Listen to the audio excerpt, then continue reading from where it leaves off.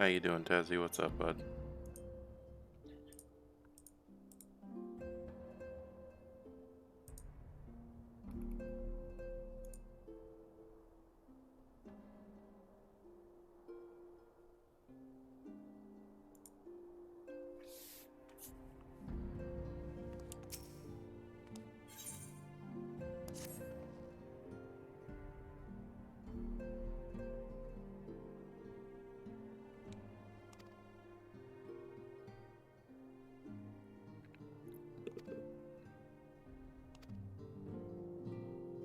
Let's see what characters die in this patch.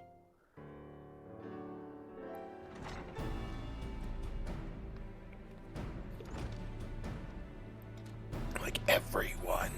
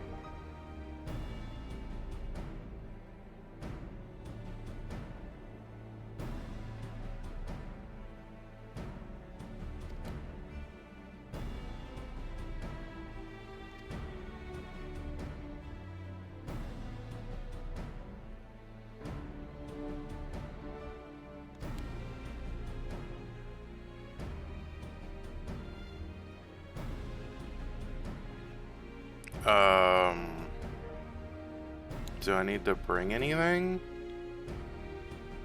Is anything provided? Because I'd not care to do any of the other ones.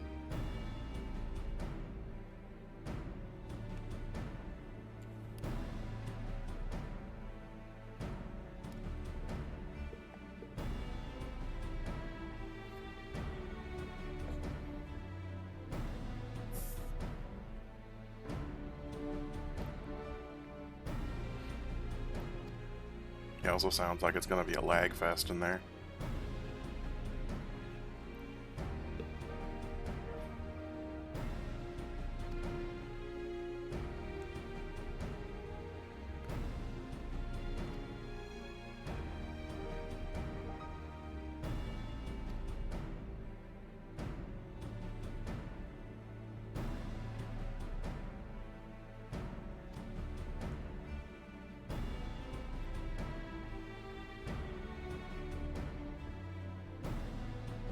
Now, is that from the Firmament Fates only? Or is it just tickets? Because if it's just tickets, I don't really give a shit.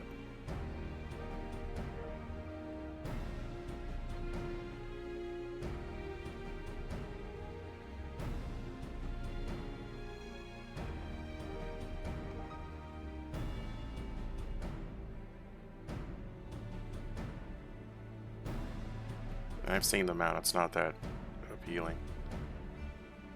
I've also seen the one glamour they showed, and I'm like, the only thing that I'd kind of want is the hat. It's really it.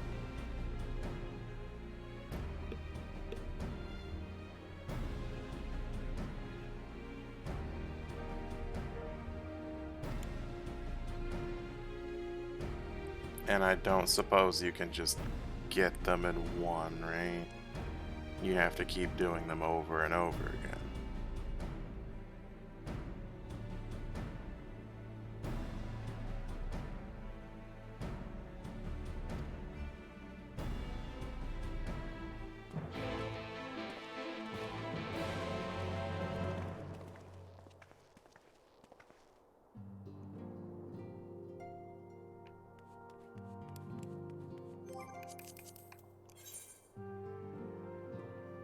Ugh.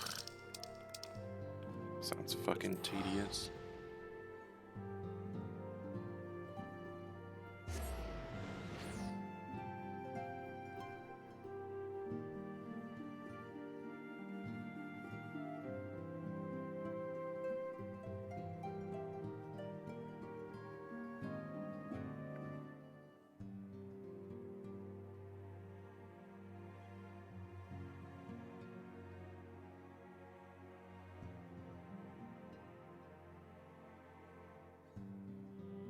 Because I can promise you, if I'm not there early, I'm probably not going to be able to do it. Because it's... What do they do? They lock up the instance if there's too many people?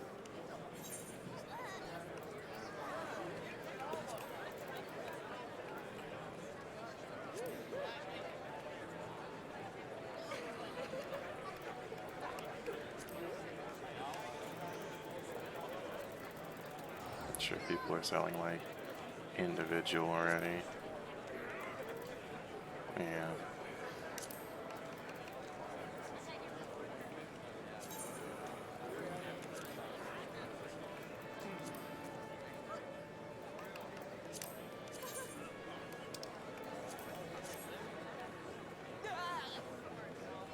Eh.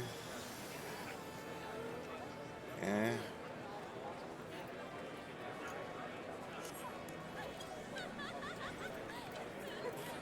Eh.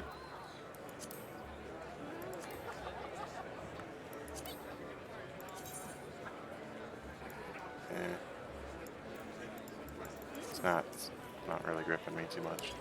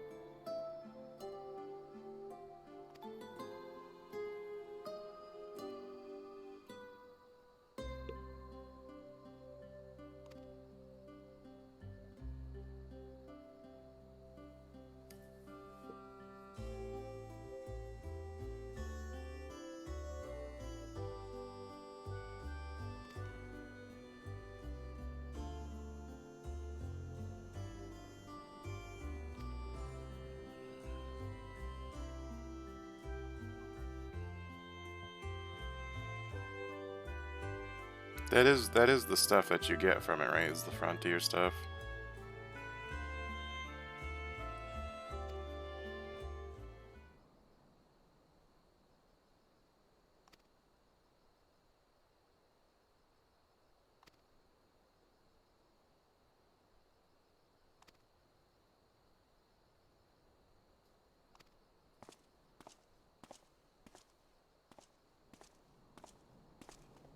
peace lover stuff? Oh. Let me take a quick look at it.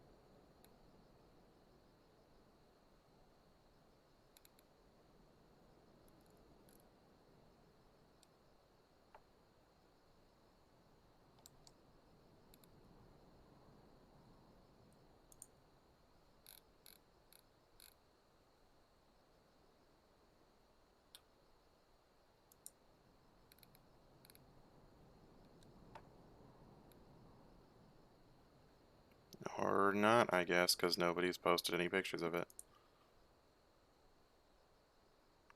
Neat.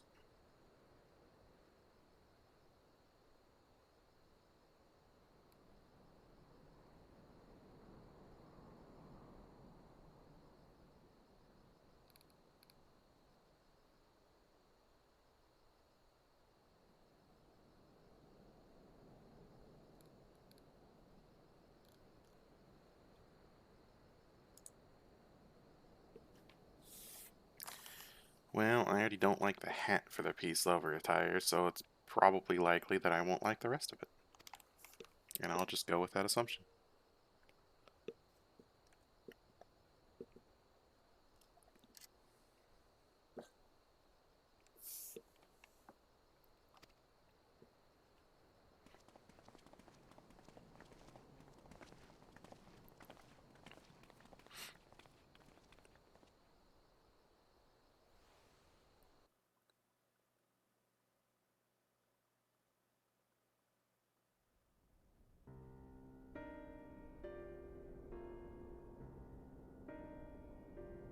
Ere we begin, I would like to offer my gratitude to Masters Thancred and Urianger.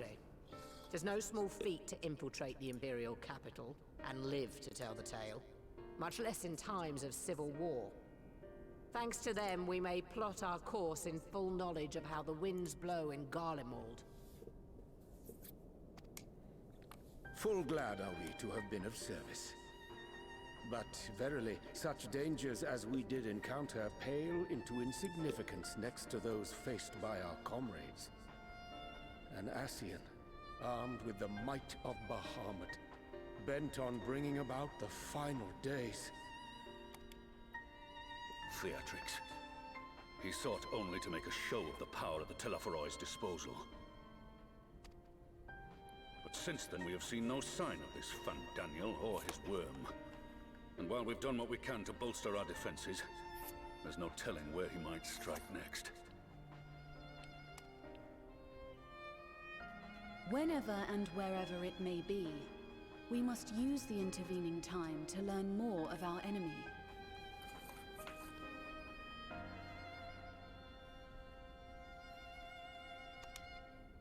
'Twas with this in mind that we dispatched scouts to investigate the towers. How dare somebody send me a tell right now. Our advance party took longer than expected to return. And when they did, they tried to kill us. Luckily, I'd seen that sort of thing before, and we were able to restrain them before they did any harm. Then it was just a matter of letting the Porksies do their work. Are you saying they were tempered?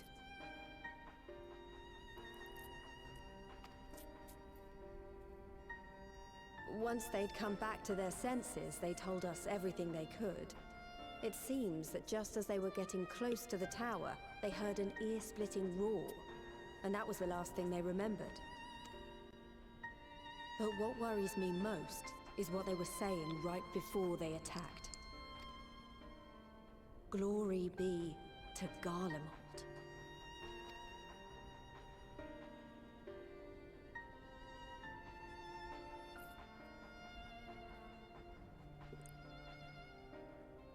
The Tempered have heretofore ever been thralls to primal entities. Yet these hapless souls were compelled to accept a nation as the object of their devotion. This calleth into question all that we know of the condition. Would that the unsettling news ended there. Alas, there is more. Following the earlier reports of missing Amalja, we have learnt that other beast tribes have suffered similar losses. And we now have reason to believe that the abductions are connected to the appearance of the towers.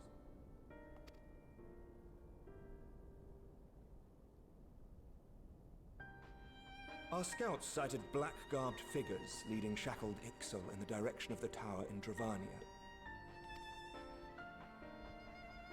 The Temple Knights were able to intercept them before they could reach their destination, liberating the Ixal and apprehending their captors, each of whom was found to be equipped with Garlean arms and armor. So the Empire is the common thread. With the support of Xenos, it seems likely that Fandaniel has rallied a faction of the splintered Garlean army to the banner of the Telophoroi. Lord Hien reached the same conclusion when I shared our findings with Doma. The plan had been to march on Garlemald from the east and west in order to force a peace treaty. But the situation has changed. Dealing with the threat of the towers must come first.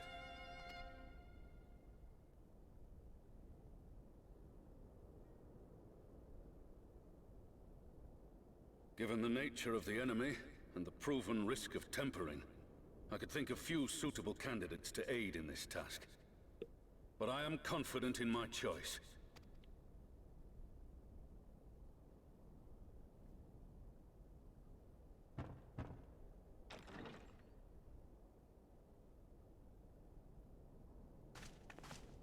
What?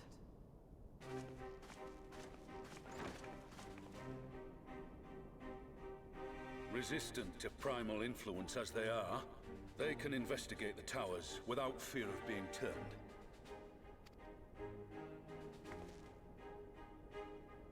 We are glad to put our gifts to use, Commander.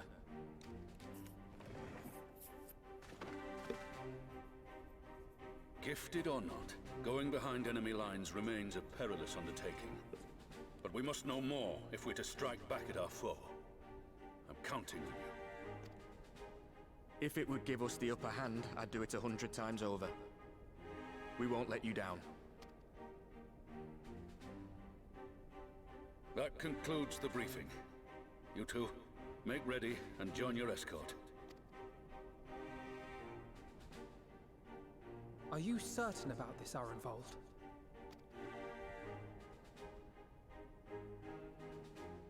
I am. Come on, let's talk outside.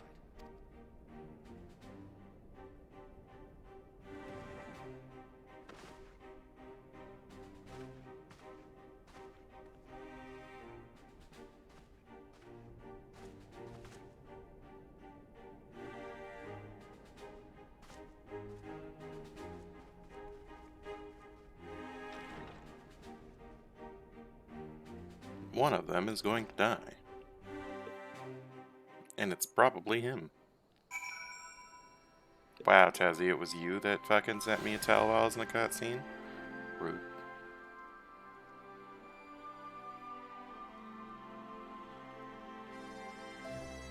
What in the actual fuck is that? Why is there golden Namazu spewing fucking coinage? Tezzy, stop. If you're gonna link me stuff, link me stuff. Don't just send me, like, A.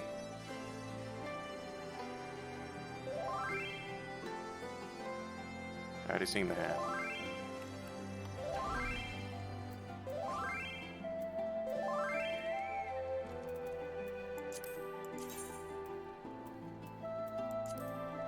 Okay, don't like that. Don't care for those. Okay, so it's a hippie set. Oh, I really don't like those boots either.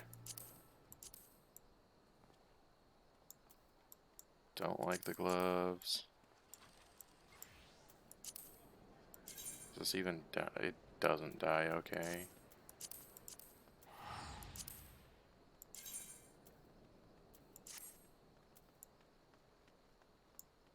It's like the only thing I might like is the jeans, but even then, they don't die that well.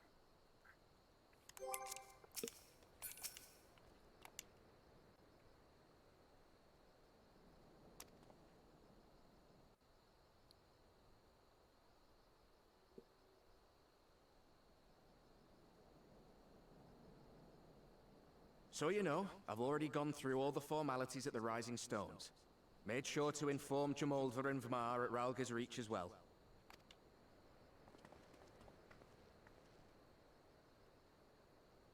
Arenvold, I admire your enthusiasm, but this is far more dangerous than anything you have done before.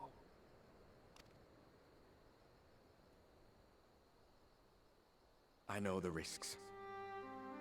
And I also know what's in store if we don't stop Fandaniel from carrying out his plan. With this power of mine, I can make a difference. If I stood idly by, I would regret it for the rest of my life.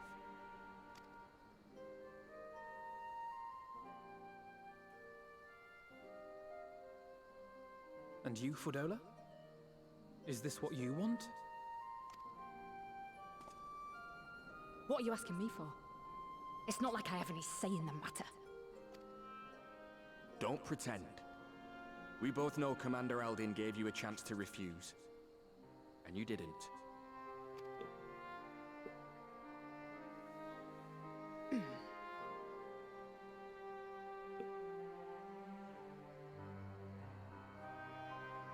So the Empire's finished, is it? But that's what they're all saying.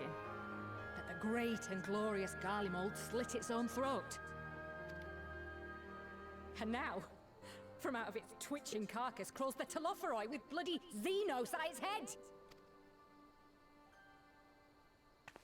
I fought for Garlemald. Killed for Garlemald. What was I part of? I need to know.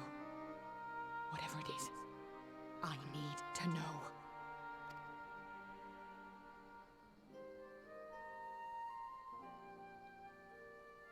Very well.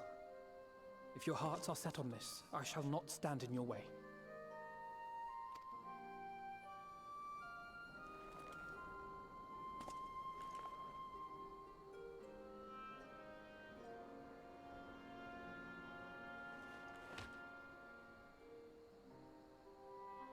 Alphino's tiny fucking hands.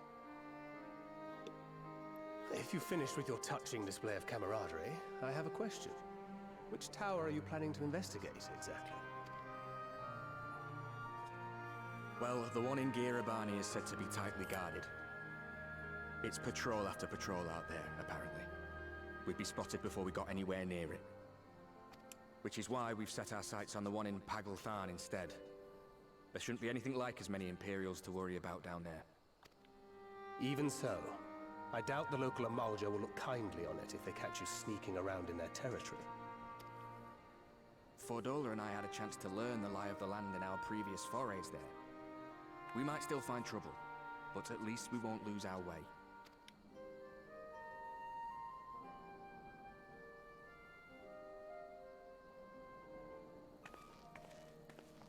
Well, we'd best not keep them waiting any longer. Mayhap when all of this is over, we could take another trip to Loxeld. I would have you know I've become a rather capable swimmer since our last visit. Ha! I'll believe that when I see it. Though, to be fair, getting into deep water does seem to be a scion's lot in life. Take care, Ray.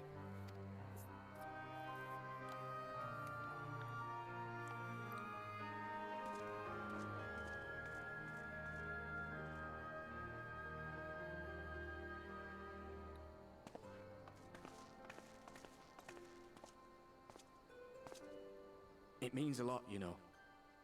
You coming with me. I still owe you for saving my skin, don't I? Can't return the favour if I'm not there. I dare say you'll get your chance before long. That Fandaniel sounds like a tricky customer. Too much for the likes of me, anyway.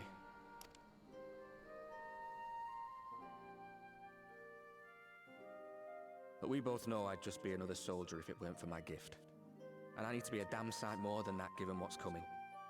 I realise I can't hold a candle to a hero like the Warrior of Light, or Alphino for that matter. He might look like he's 12, but he's seen more action than most people see in a lifetime. No, the fact is I'm nothing like them, and maybe I never will be. But I'll be damned if I don't try. Well, you better stop raising flags on yourself.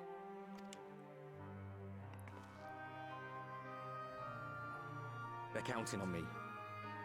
On us. So let's give it our all.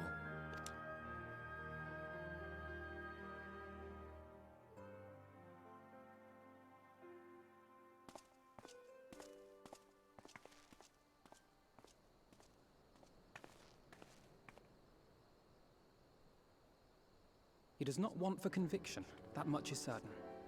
So let us have faith in him. Him and Fordola both. While they see to the towers, I would attend to another task. Chasing down this lunar Bahamut.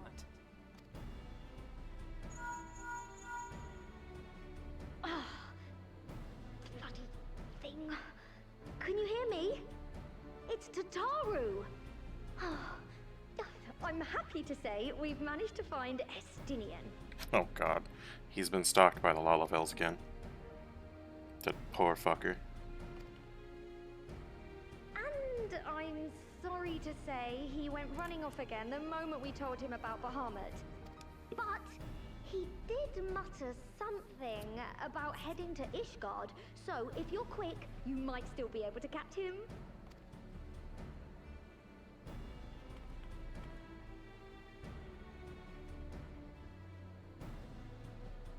Even if we set out this instant, he may already have left by the time we arrive. Have her send the Bonanza to Ishgard. It may prove useful should we need to give chase.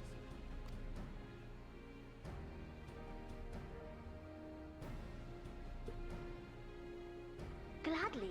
I'll see to it as soon as Kryl and I get back to the Rising Stones. Good luck.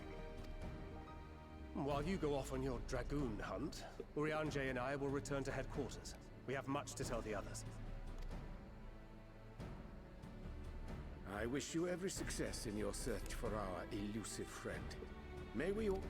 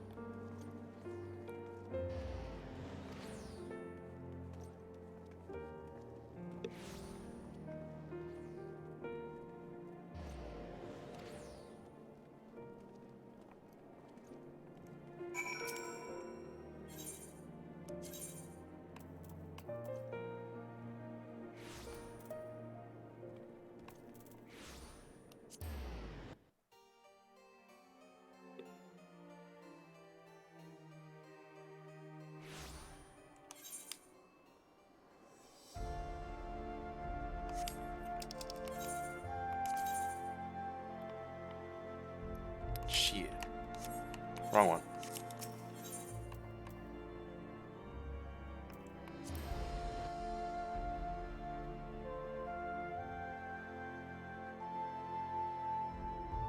Forgot I was next to the bar, huh?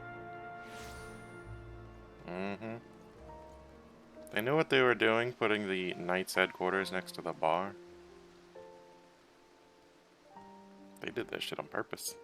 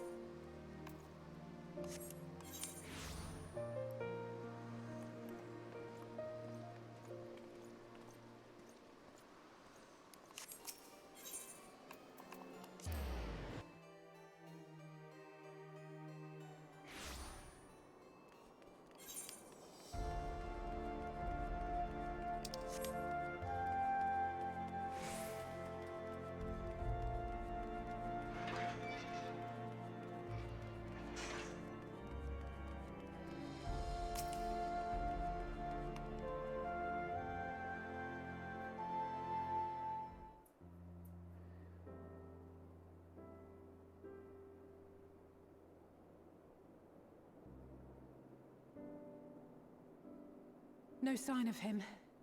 Not that I've ever met him before, but the way Alphino goes on about him, I'm fairly sure I could pick him out in a crowd. Speaking of which, it does seem awfully quiet. If the erstwhile Azure Dragoon had returned to Ishgard, would it not be a source of general excitement?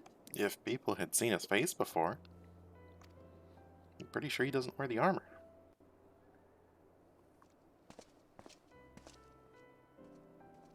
First the Scion's Coinkeeper, and now you.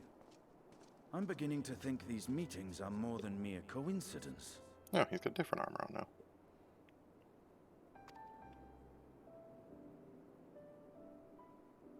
Not that I'm complaining. It's been too long. You've got the wrong person, Estinian. You're about to feel really awkward. Too long. You look an ilm taller and twice as rugged. It suits you, Alphino. Jesus Christ, come on. Alright, because he has never met Alice before.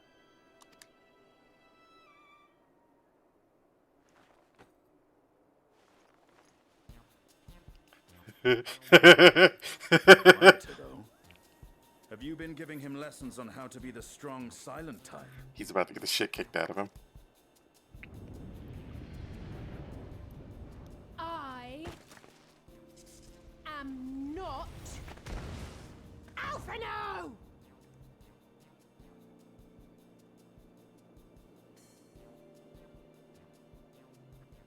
If the two of you are such firm friends, perhaps you should remember what he looks like.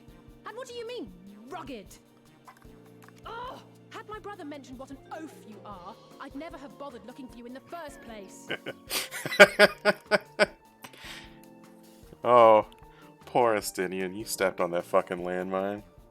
You poor fucking bastard.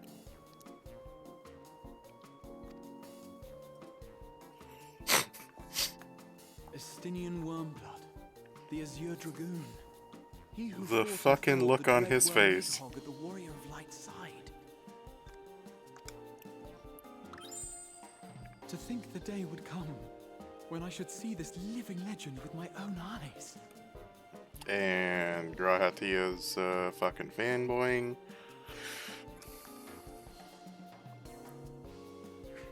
Would someone mind explaining what is going on? Is everything all right? I thought I heard Alize shouting.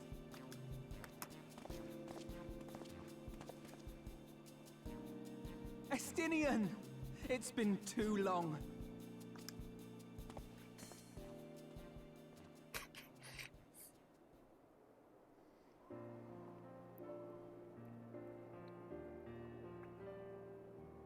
No, it's quite understandable. That was hardly the first time we've been confused for one another. Nor, I suspect, will it be the last. Well, I, for one, will not be making that mistake again. What I will say, for the second time today, is that you've grown. Inside and out. I can tell. One can't remain a spoiled little lordling forever, you know.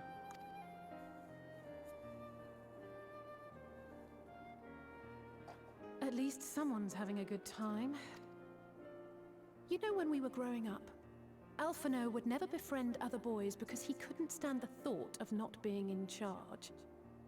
But maybe that's changed. He seems just as happy around Estinian as he does Arenvald.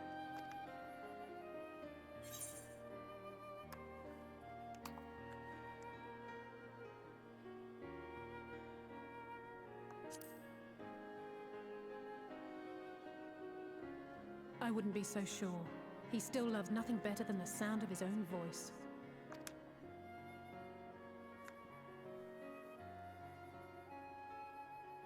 No rest for the righteous, eh?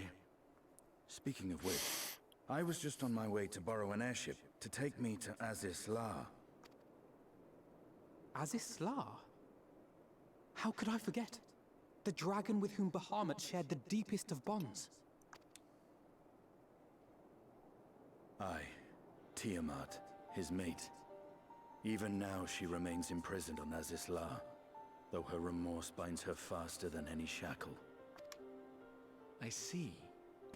As the one who first summoned Bahamut, you believe she may be able to shine some light on his latest incarnation. Might I suggest that we make the journey to Azisla together? I'm not sure if Tataru mentioned this, but we Scions have an airship of our own now. I see no reason why not. Assuming your sister can bear the thought of sharing a deck with me. Be my guest. But confuse me with Alphino again, and I'll throw you overboard.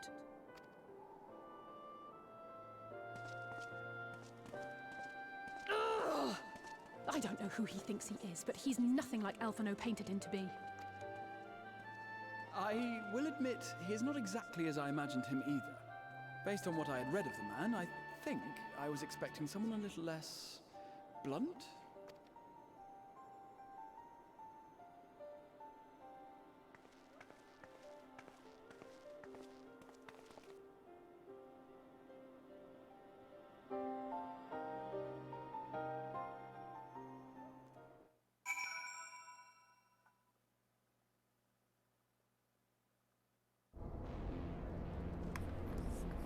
Fast travel.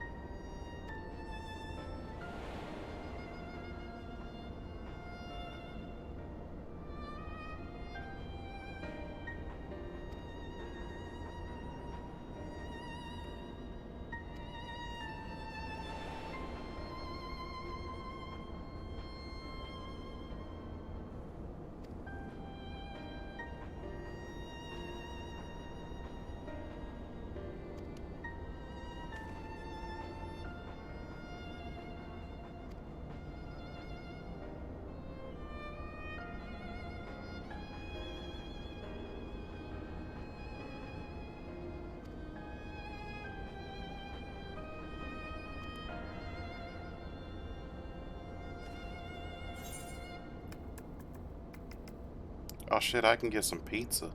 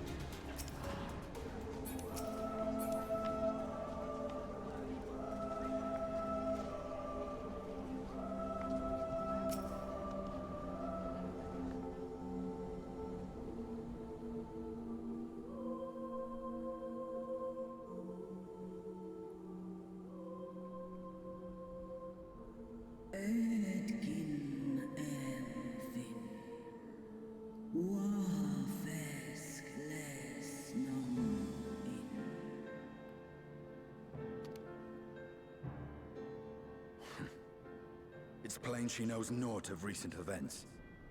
Perhaps you should enlighten her.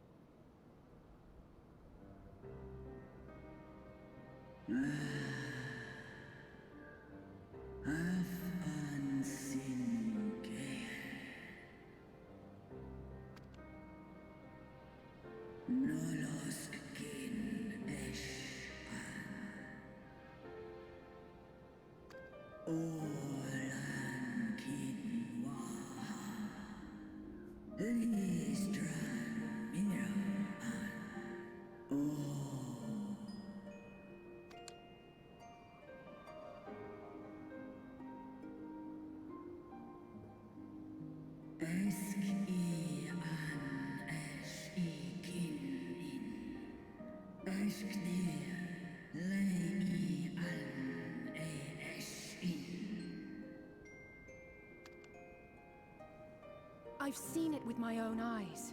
Captives of a lost empire, neither alive nor dead, existing only to preserve Bahamut's corporeal form.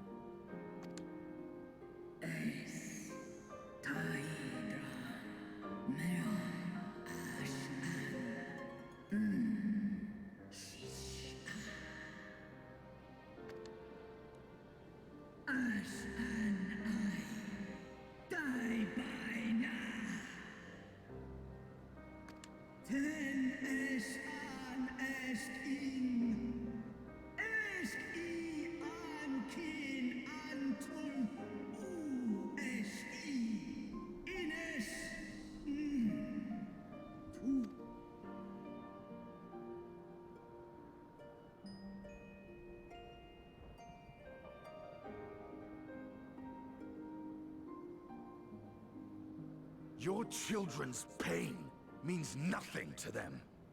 They laugh at your kind suffering. But tears will not right this wrong, nor will lamentation see the perpetrators punished.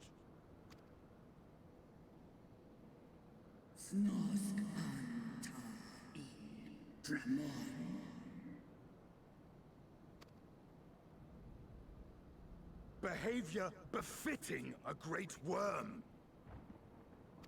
We came here to ask mighty Tiamat of the First Brood, consort of Bahamut, mother of the dragons of Mericidia, what she intends to do about the crimes committed against her children.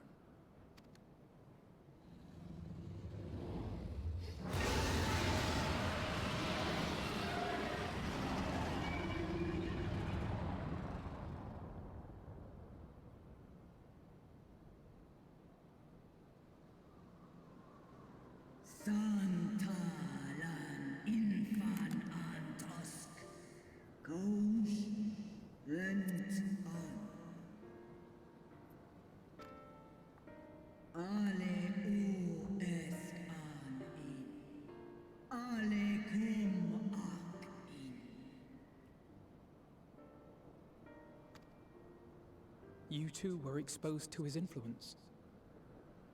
That you are yet in possession of your own will is testament to the indomitable strength of your soul. But were you to meet with Bahamut again, you fear you might succumb.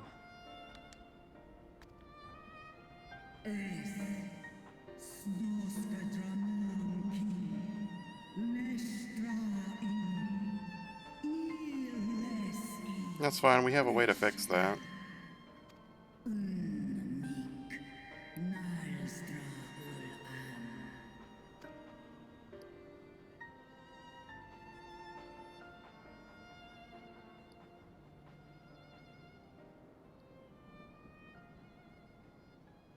On the matter of Bahamut's influence, at least, I believe we can be of some assistance. If you're afraid of being enthralled, don't be. We have a cure. And while we've never tried it on one such as you, its basic principles are universal.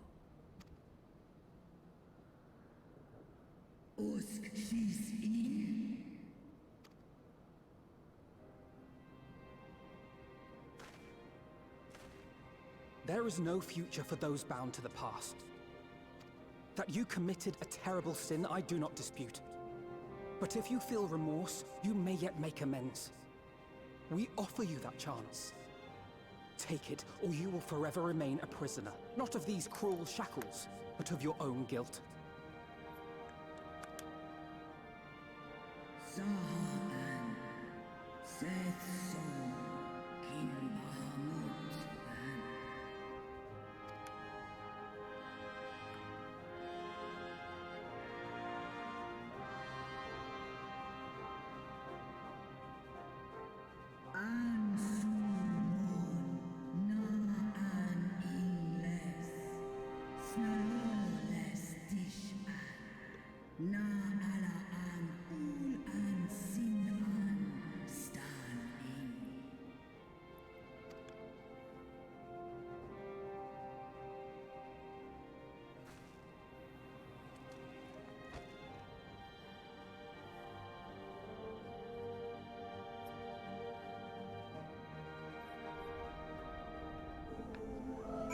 What's up, Abel? How you doing, bud?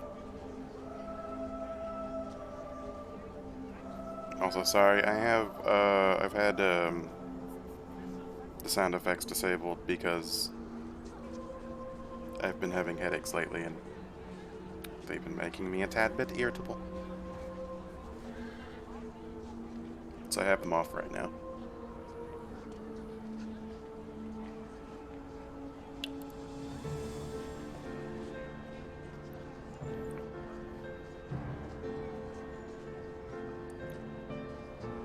So how you doing, Abel? What's going on?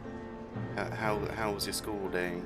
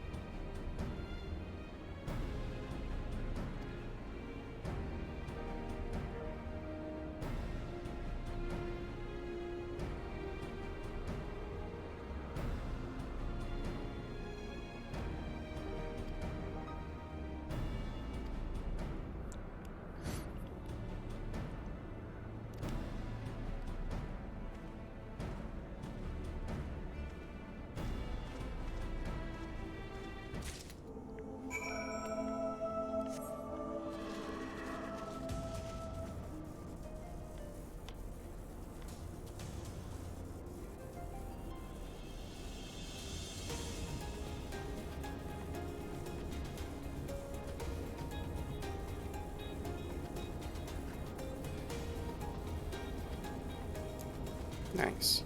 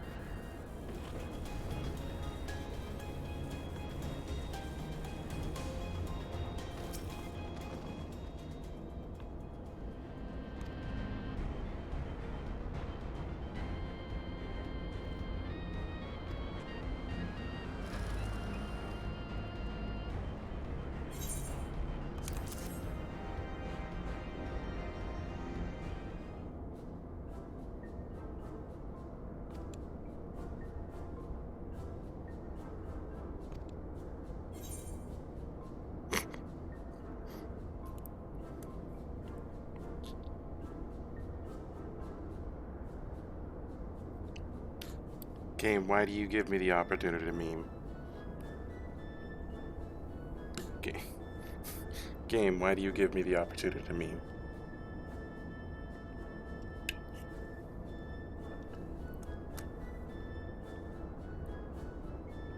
Game.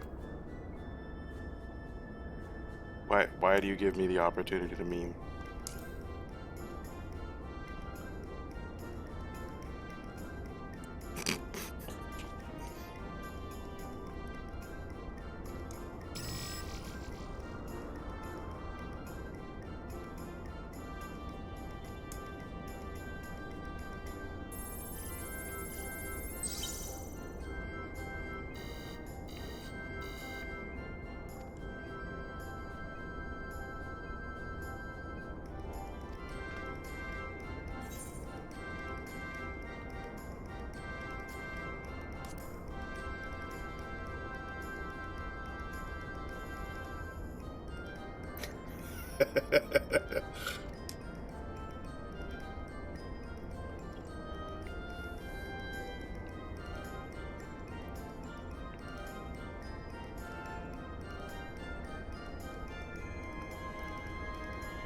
User agitation detected.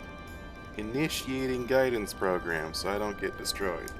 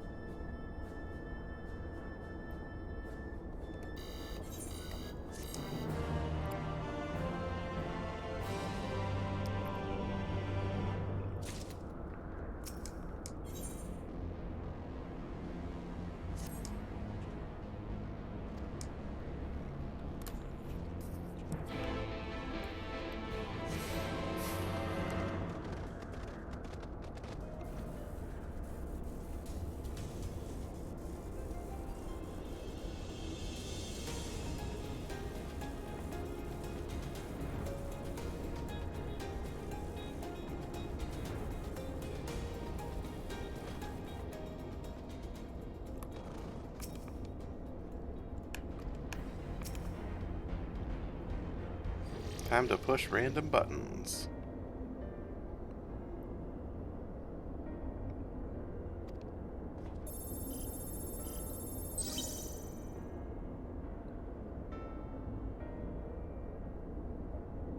Estimated time for update 5 years and 1 day.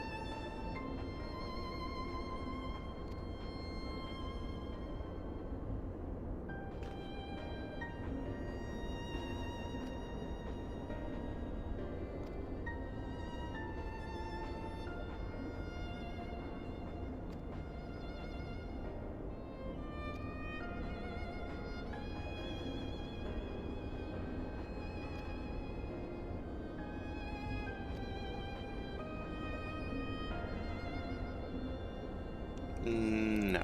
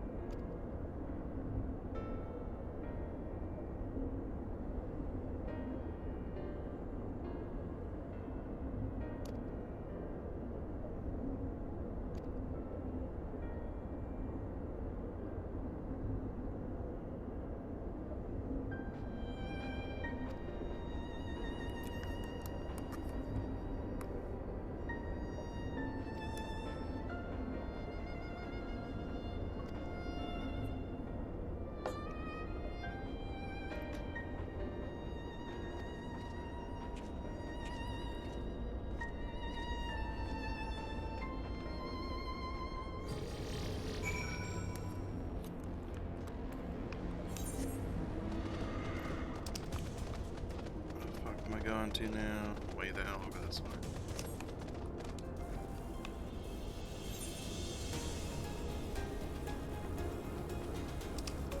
Is there a teleporter? Probably not. There's no teleporter to this one. You have to fly up here.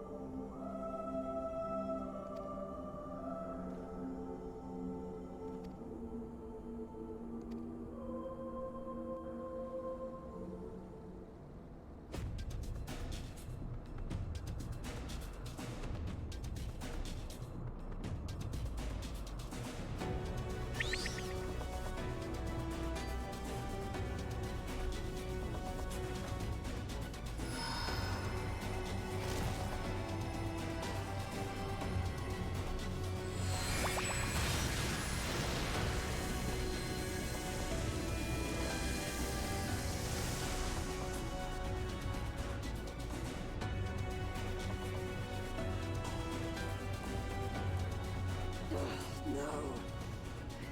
I'm almost there.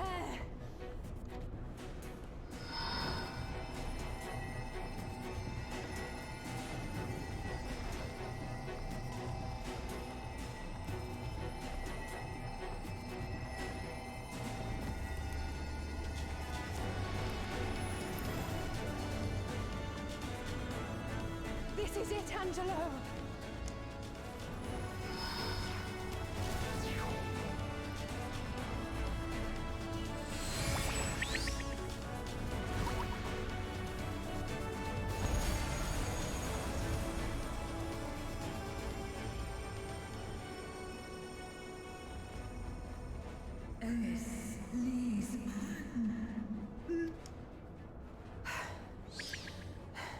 Did it work?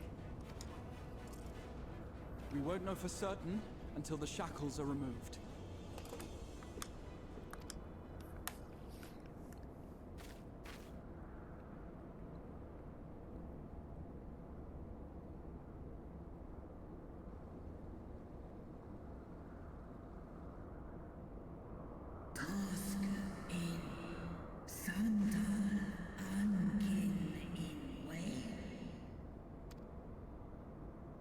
Many have been subjected to the Allagan's dark arts, their flesh irrevocably altered.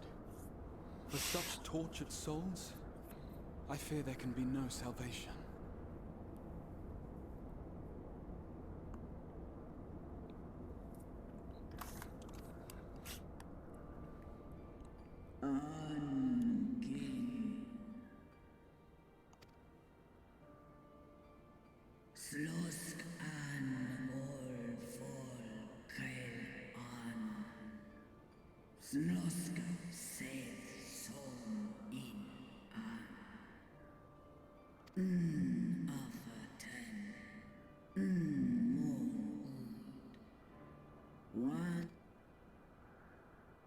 When that time comes, you won't be alone.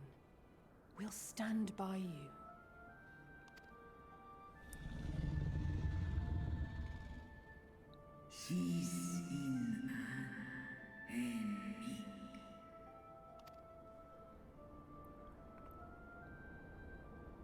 Alphino's ready. It's time.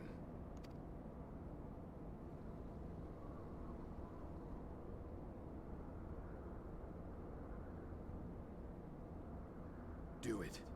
And let's hope the treatment worked as it should.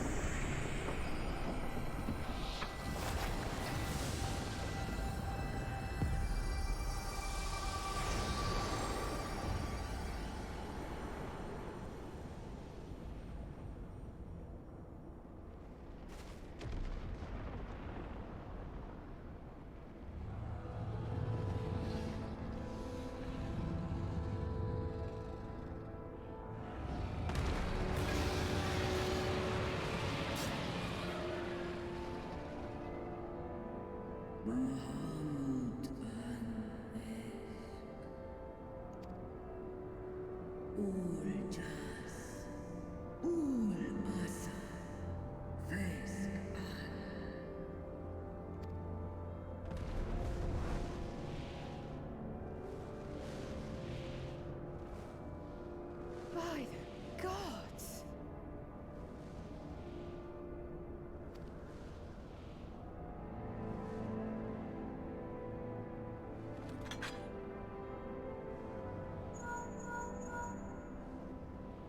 Urianger, your timing could not be better. Understood, we're on our way.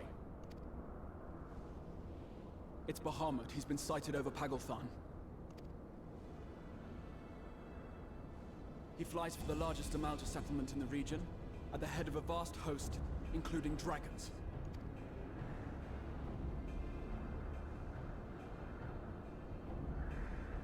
Did you hear all that, Alphino? You'd best rejoin your comrades. I'll make my own way. Our enemy awaits. Shall we?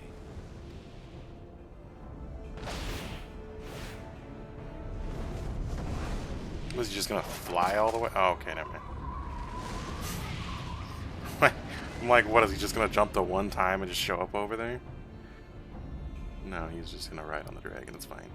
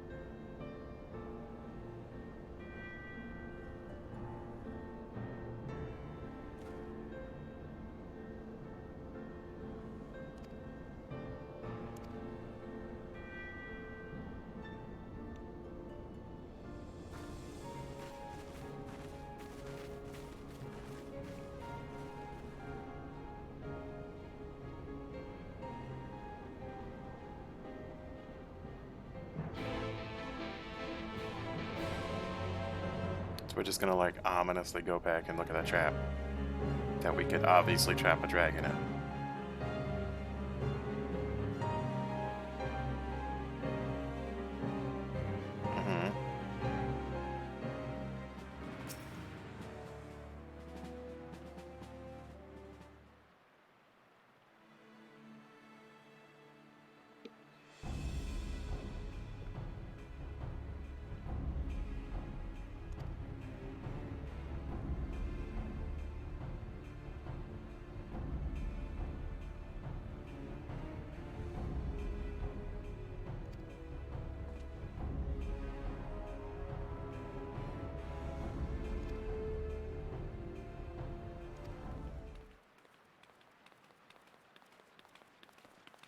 Oh shit, Papa Sean's in full armor.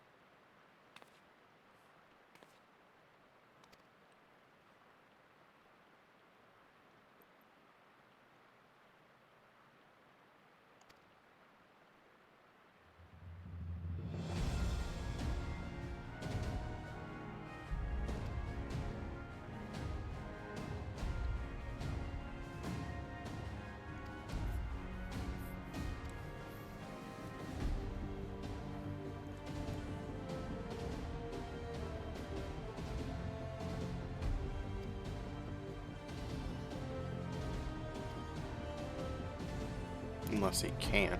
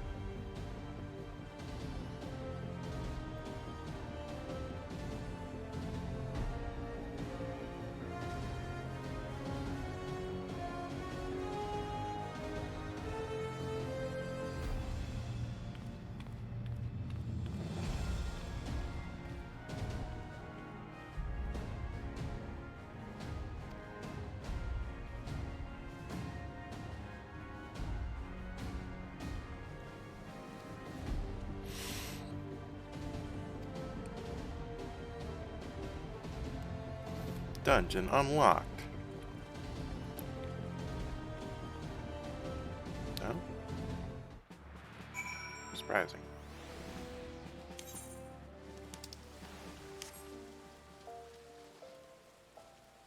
I thought that would have been it.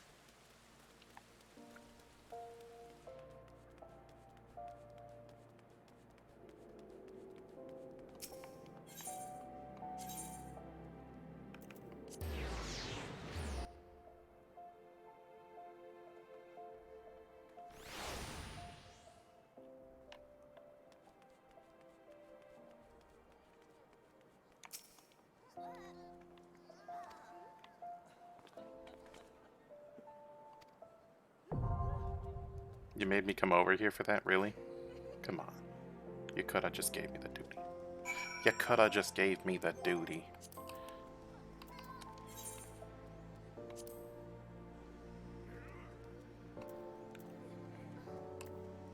Can I not trust it? Oh yeah, no I can't. Okay.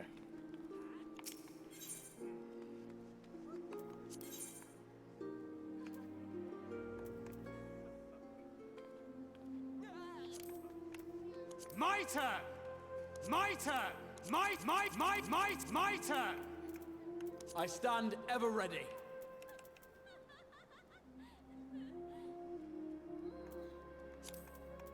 Victory will be ours! I miss having a melee DPS.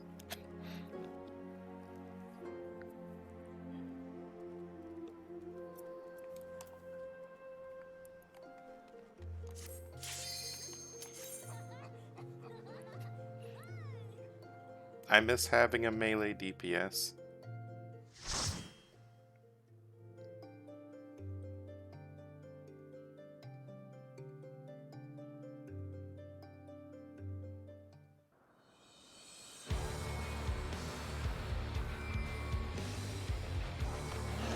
Okay, music.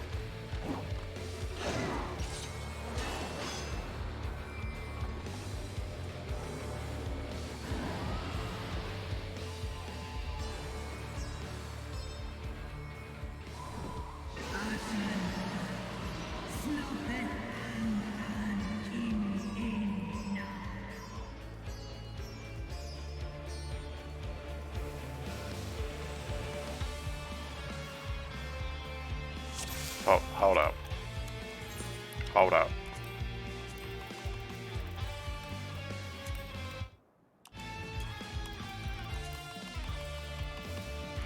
You gotta turn this shit up.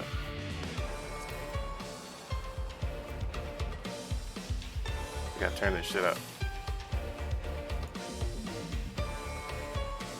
Yeah.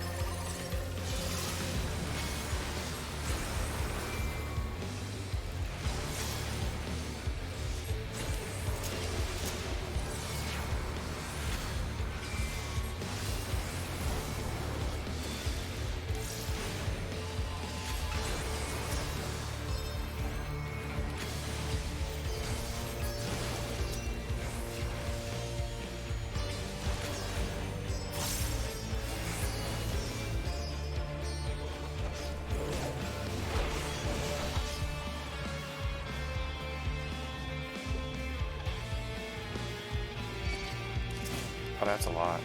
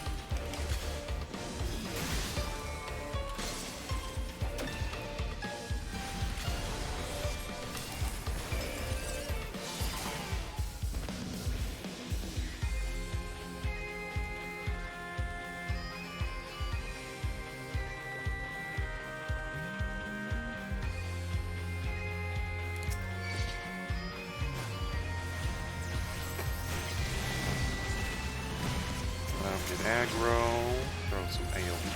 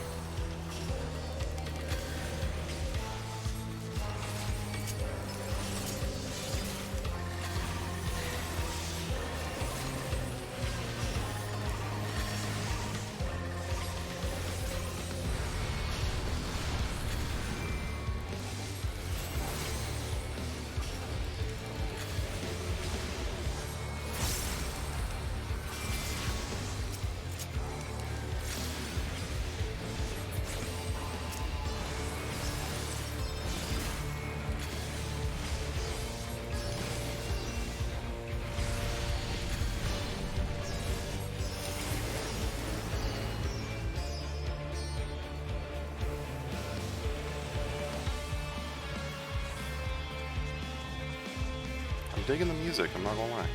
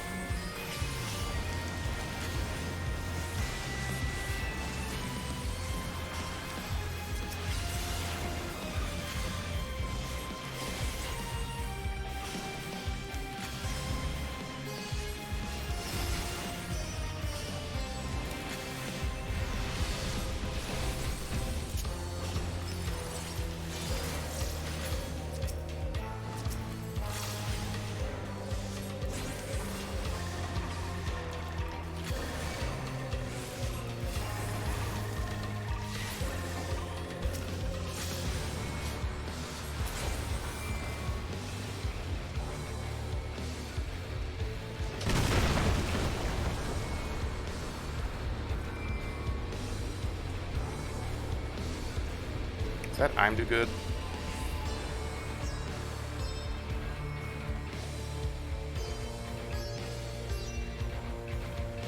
Mpuluke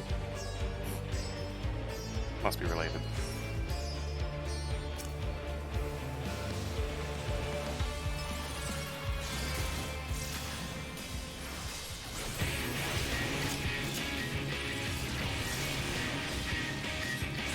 Oh yeah, they are definitely related. Crit rip. Is this I'm do good just fucking little lady? Yes.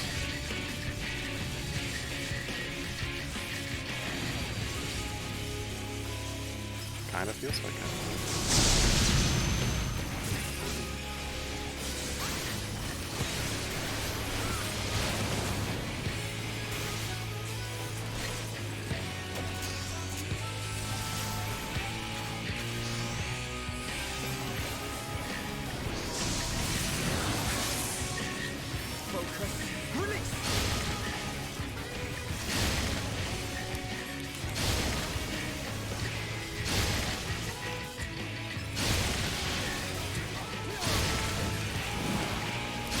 Got ass cleaves, frontal cleaves.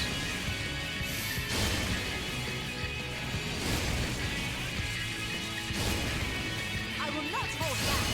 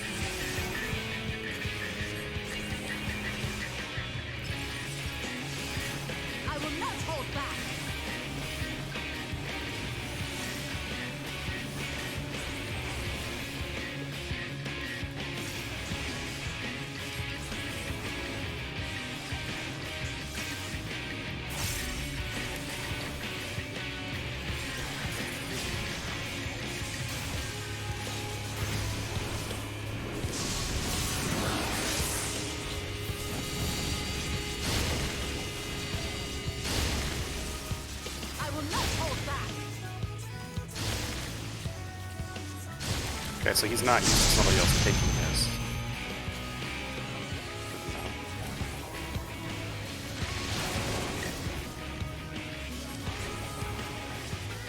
Also, it looks like it doesn't really hurt them too much.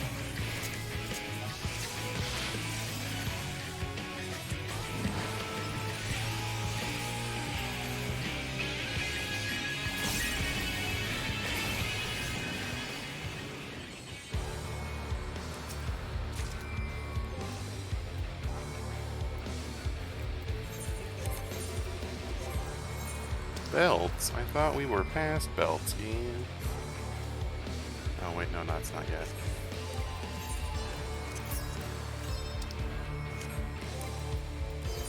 It's not till the next expansion. And then we don't get belts anymore.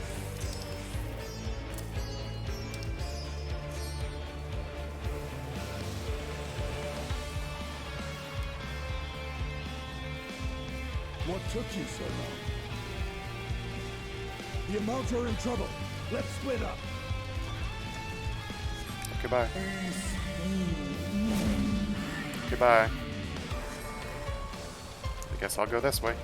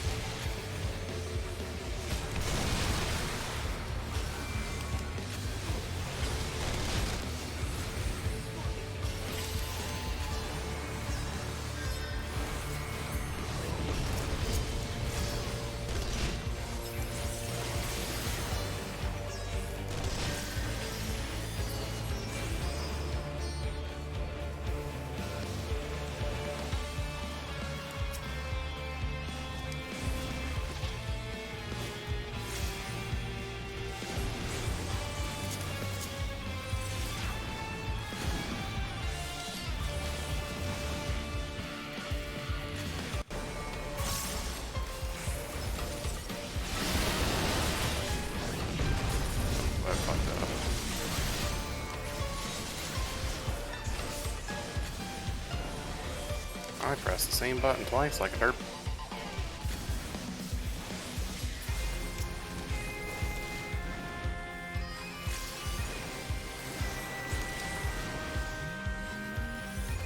Too excited to press buttons and do flips.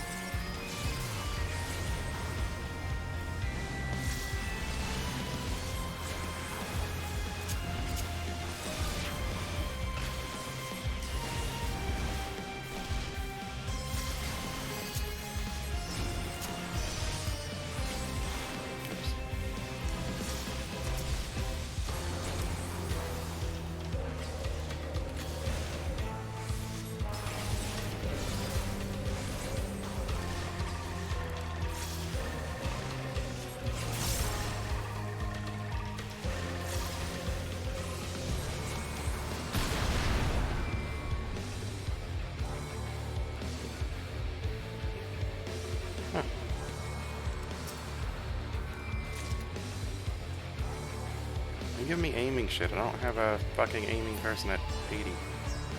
How dare you? Oh, no, you don't.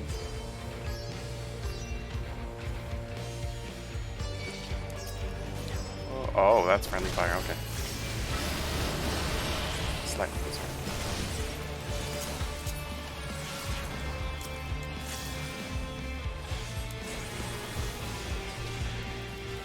I see large strip of AoE.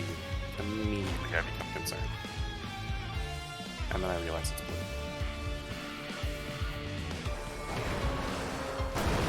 Well, I guess we're not going that way.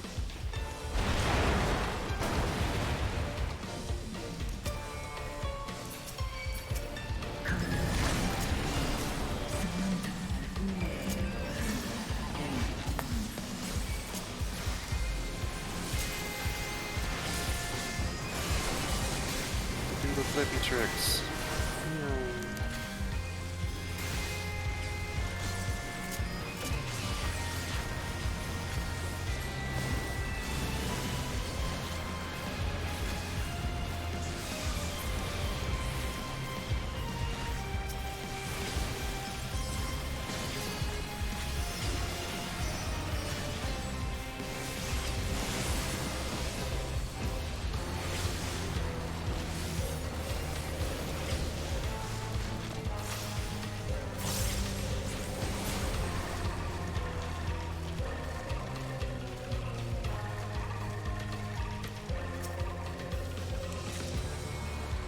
More aiming shit. I guess I should have been a bard. Or a mechanist. I don't like the look of this. Like I'm gonna get shot by a giant laser. Those conveyor belts.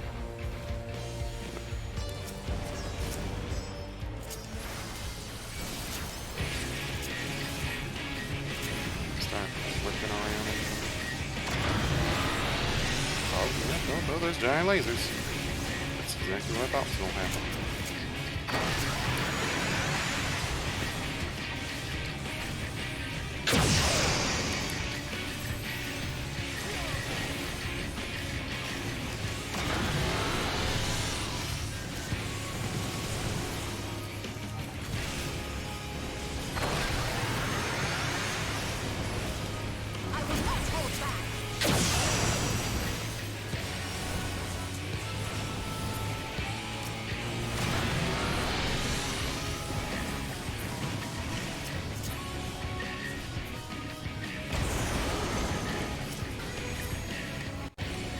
Leap onto the fortress and punch him in the dick.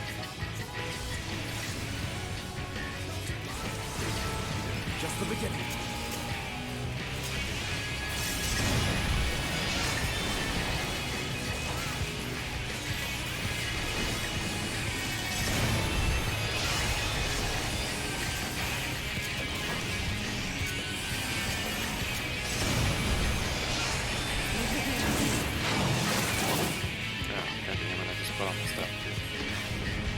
Oh, hello, big boy.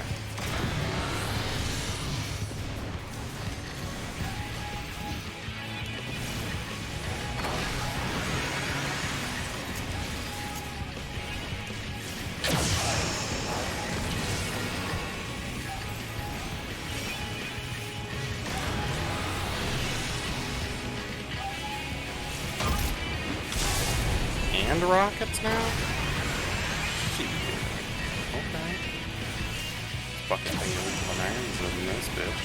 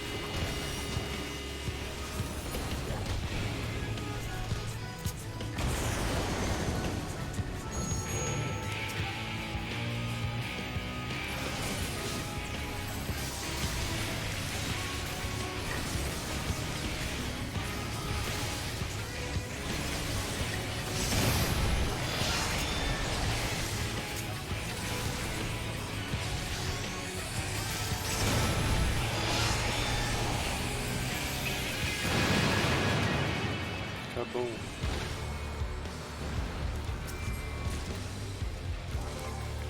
Finger wraps of healing.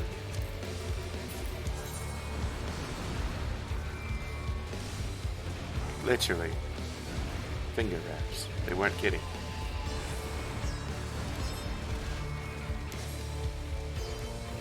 Usually when I say finger wraps, it's like a whole glove.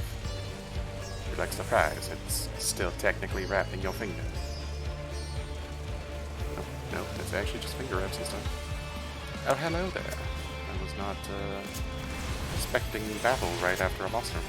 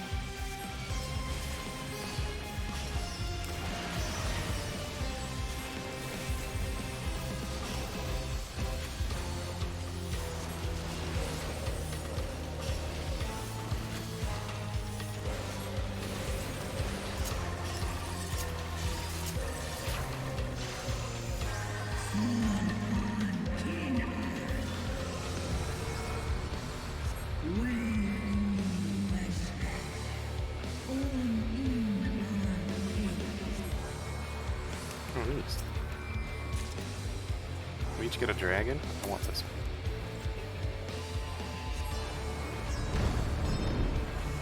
Sick. This is actually really cool. Probably would look cooler with like 3 other people and like a battalion of dragons following a giant dragon. It's still really cool.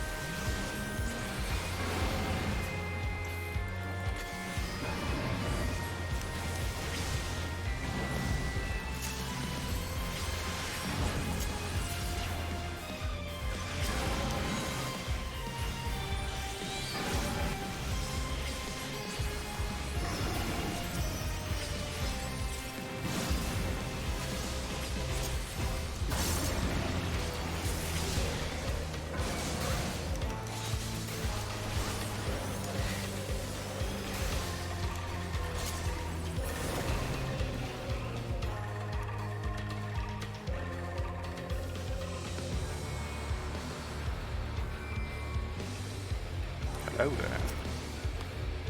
Oh, hello there.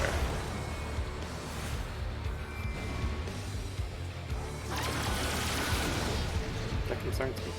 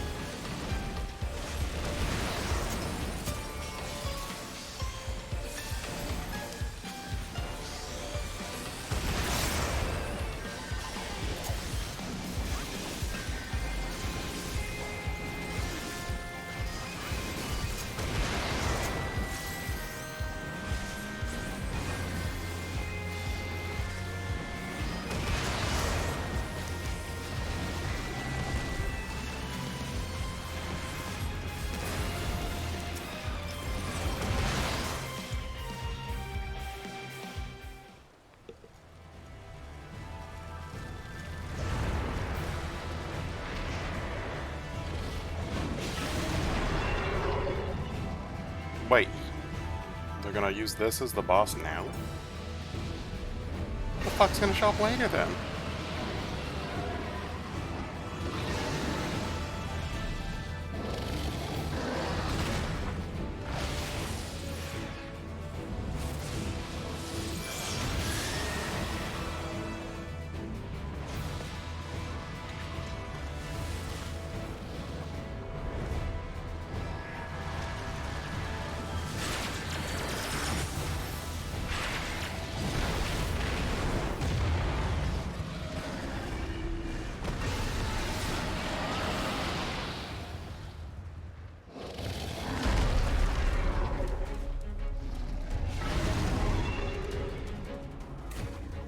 Okay.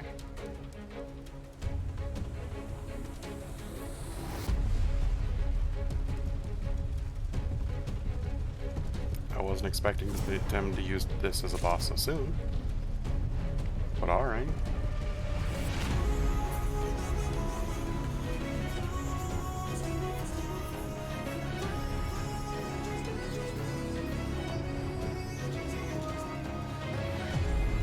Come on, Graha. Do your thing. What? There you go.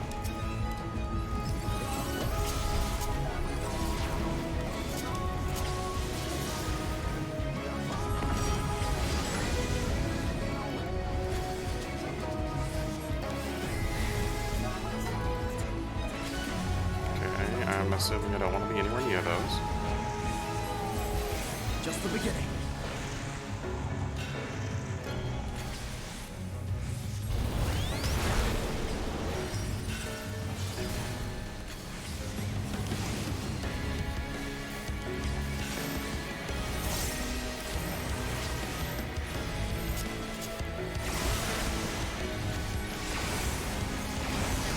There's a multi, like, mid-rod.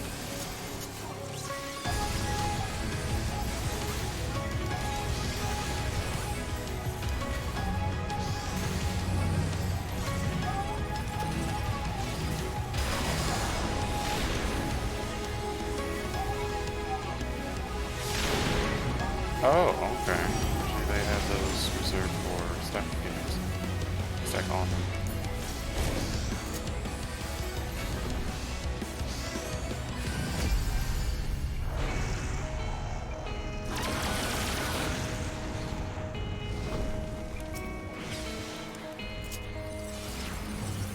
I guess that's usually only when they have a fit. What the fuck? That's a weird swerve.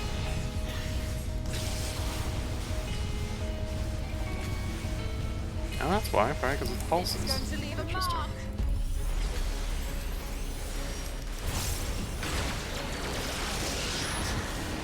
Oh.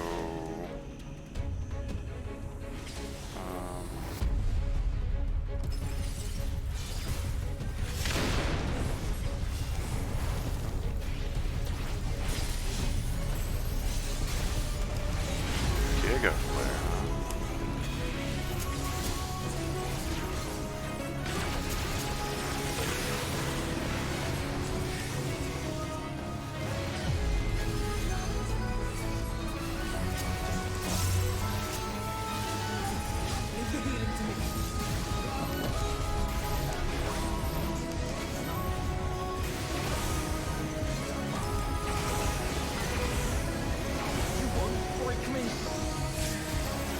My bad, Alphina. Forgot there was a multi-stack.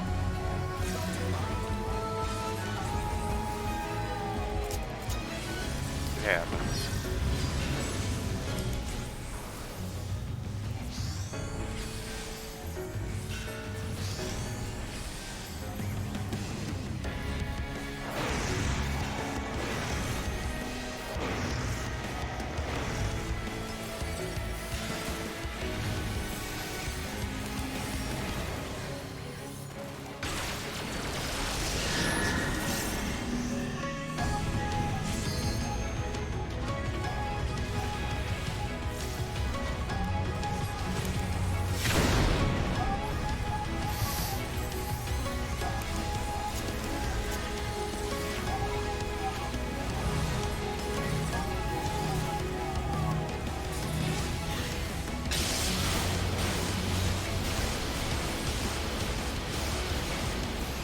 I could see people killing each other with that in pub parties.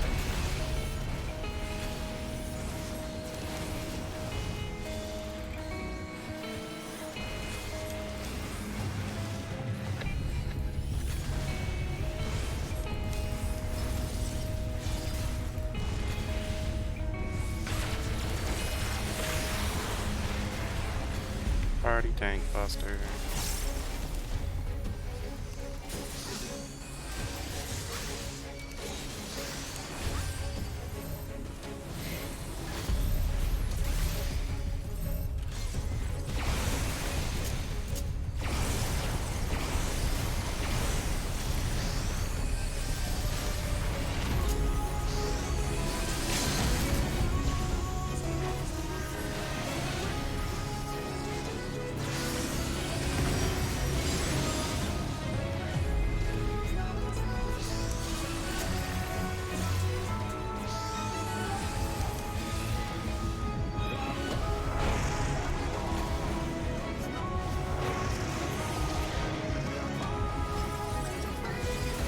I don't know how to hit one once,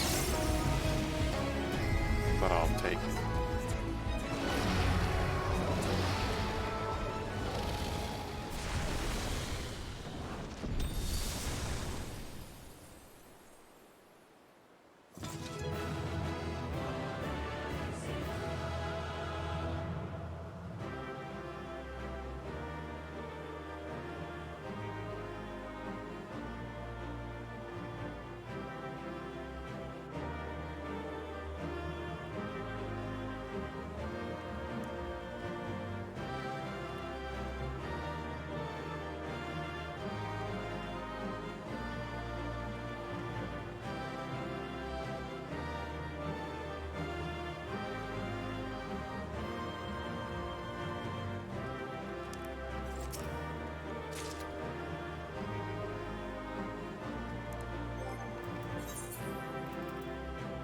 Nice, I got the minion.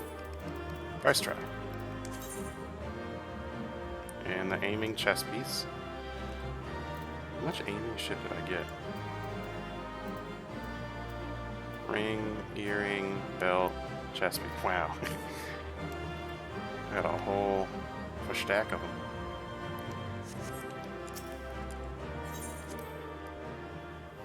Whole stack of aiming. And a mail. I don't know who's sending me mail. Probably Tezzy. Blaming Tezzy for sending me mail.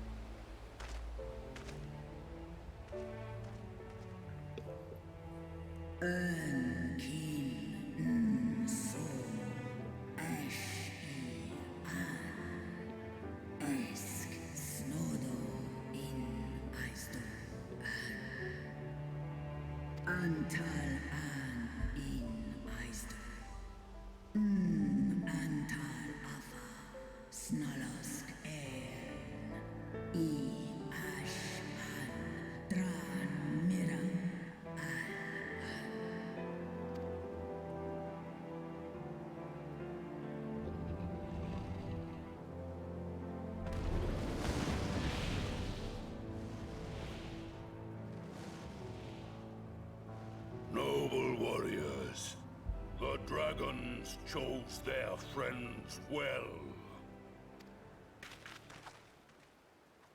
Who the fuck are you? Long have our peoples waged war, but no more. Oh. Your fallen lie beside our own. By our words and deeds shall we honor their sacrifice.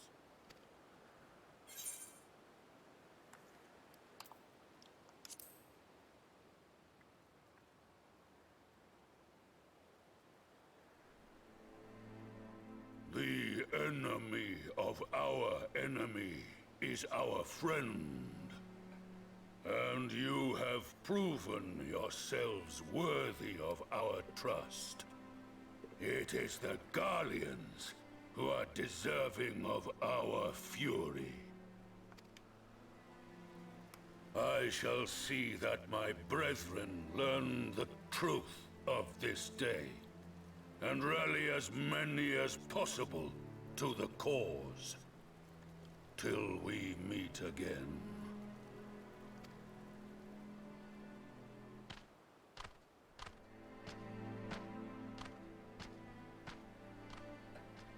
And thus did we make allies of the Amalja.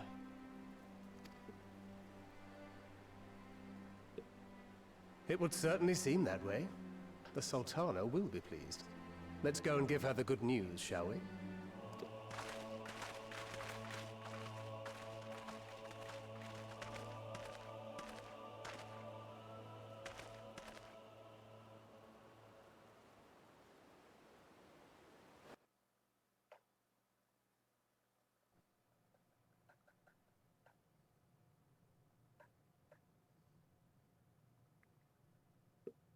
And this is where somebody dies, right?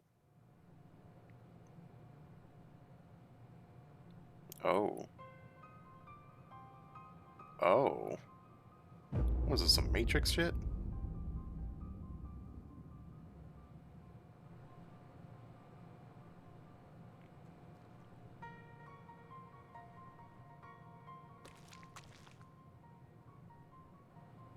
What in Ralga's name happened here? The gods only know. But you can bet these poor sods aren't here by choice. Quickly! We've got to get them free!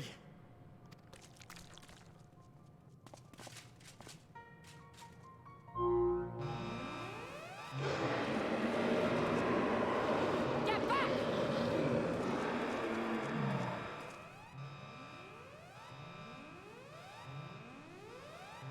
No! What have I done? It's too late for them! We're leaving, now!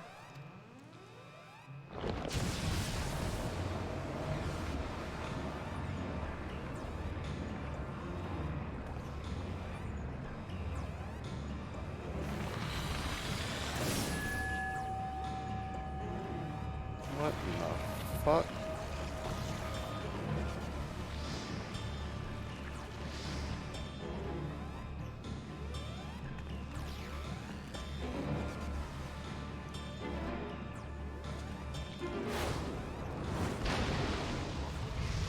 Oh! Okay. No! Don't you dare! We came together and we're leaving together! Yep, so he died. Okay, so...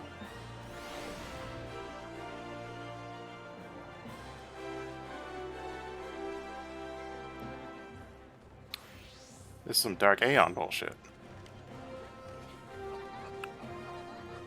Why?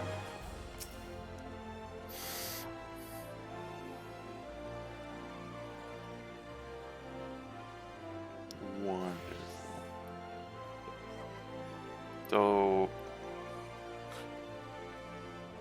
So he's kidnapping people, sticking them in a tower, and summoning dark primals. Oh, lordies. You know in Endwalker we're probably going to have to fight all of them all at once.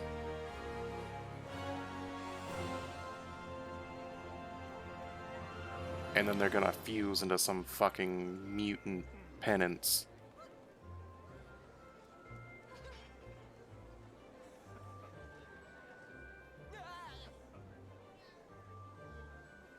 I don't know if you played the Final Fantasy X with the Dark Aeons,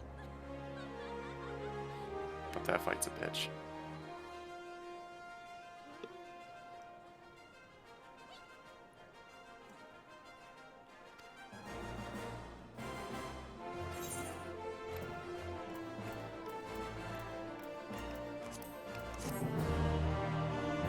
You know, yeah, fair.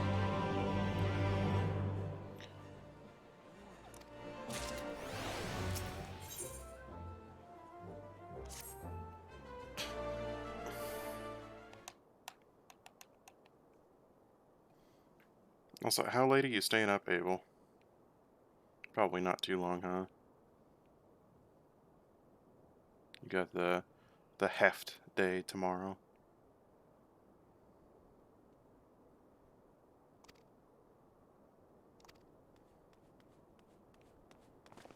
You eating then sleep? Fair enough.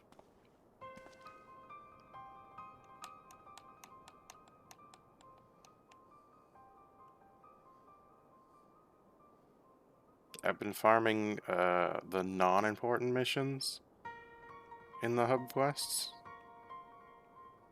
just so I can get like more, you know, resistance decorations and all that, so I can wear whatever the fuck I want to and not have to worry about it.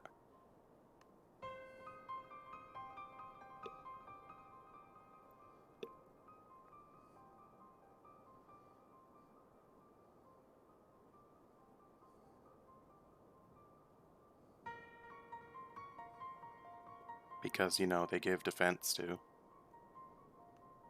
which is nice. Then I can take a hit to the face and be like, I can do this all day, and then he kills me. You know, a little bit slower, but he's still probably gonna kill me.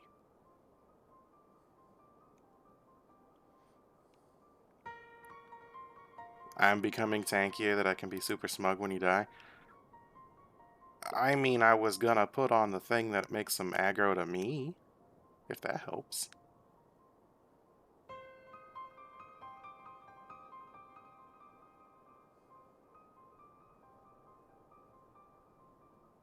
Because they've got a taunt skill.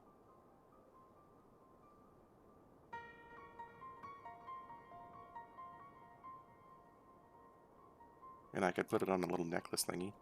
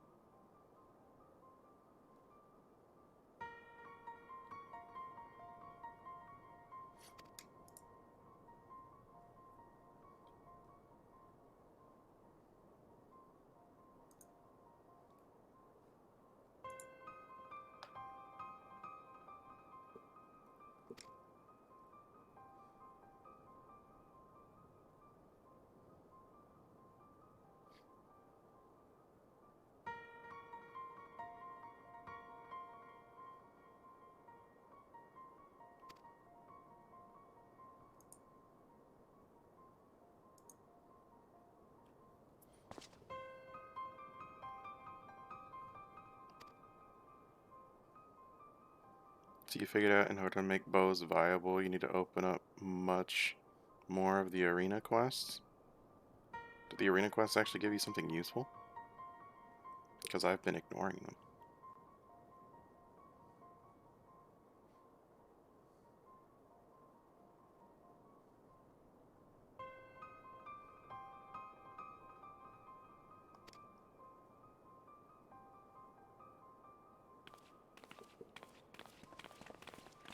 And honestly, Abel, I'm really surprised you haven't taken a crack at the hunting horn.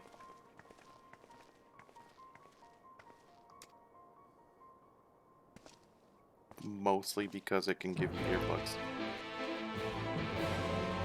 while you're beating the shit out of somebody.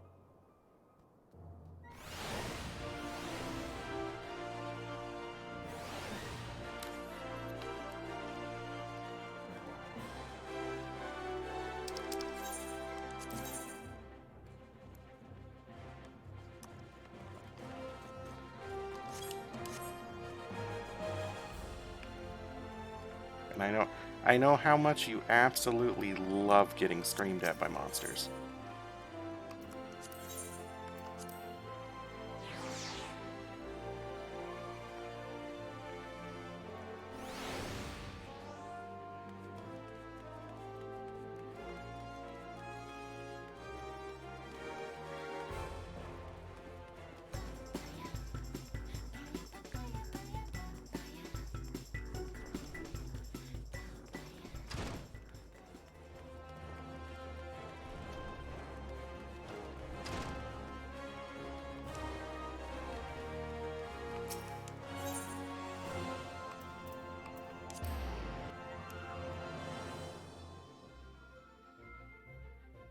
Also, I'm just gonna say, with the randos I've been doing the quests with, because fuck doing that shit by myself, Hunting Horn does a lot more damage than I gave it credit for.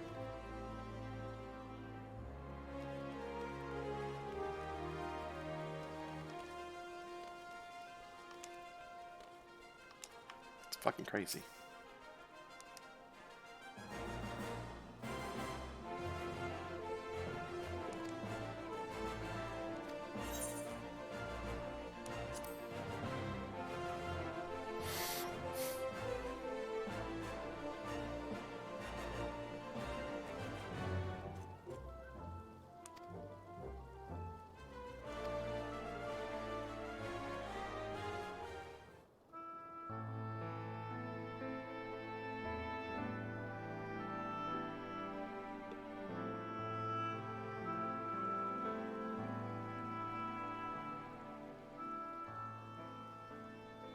Fordola, have you been waiting here all this time?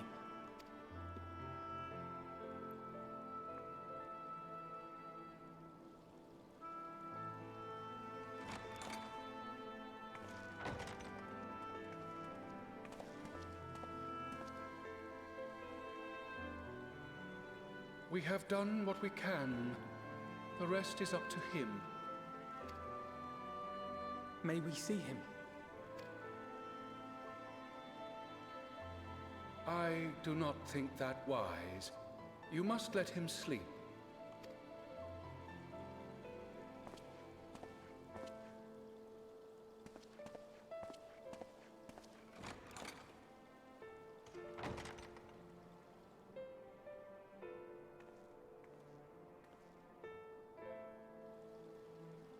Thank you for bringing him back. He owes you his life.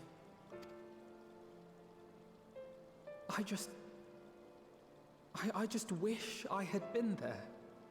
Perhaps, I don't know, perhaps I could have... Yeah, push him. What? Got tempered? Don't flatter yourself. You can't save everyone. No one can. Not even the warrior of bloody light. Tried the Hunting Horn a couple of versions of Monster Hunter Go. It's basically a meme weapon. I mean, it's basically a meme weapon still, but it does more damage, so you like killing people with memes.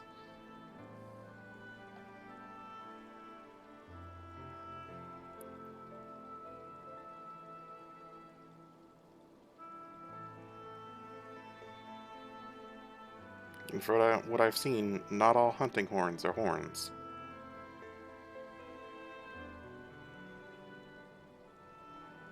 I think some of them are like guitars.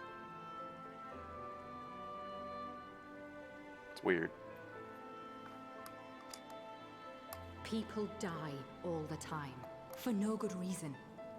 And those who take up the sword die quicker than most. If you're going to shed a tear every time a soldier falls on the battlefield, you'd best stay away. It's no place for the weak of heart. Damn. It may be that victory cannot be won without cost. But all life is precious, and I refuse to shrug at its loss.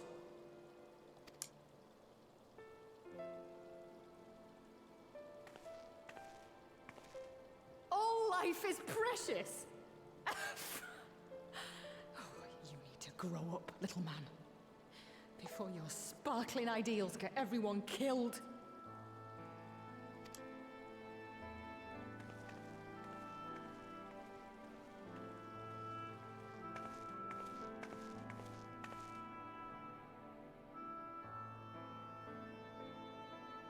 You're right. He is idealistic. But the world has more than its fair share of realists, like you and me. It's people like him who dare to dream that things could be better and make it happen against all the odds. They are the ones whose names live on forever. The heroes.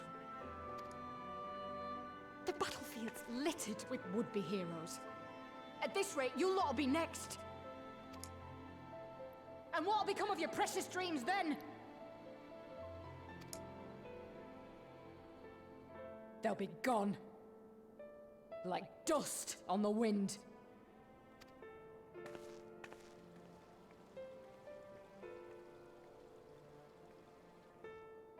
Dreams worth fighting for don't die so easily.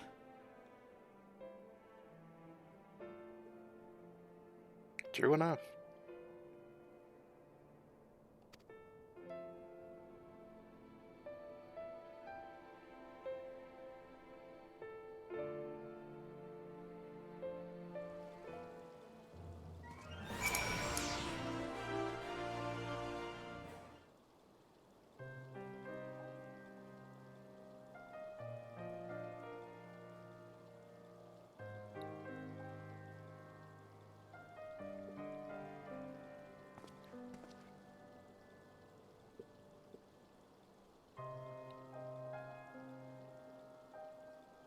So, what I'm curious of is if all of this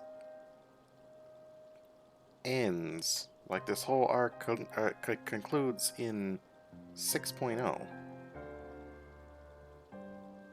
what the fuck is gonna happen for 6.1?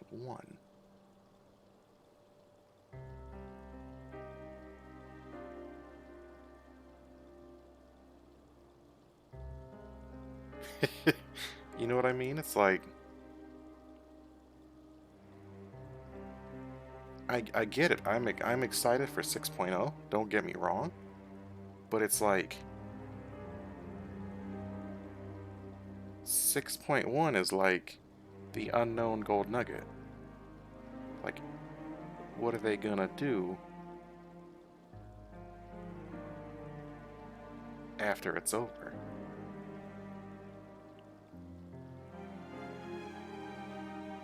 Going to the moon? I'm sure that's part of 6.0 though. It's like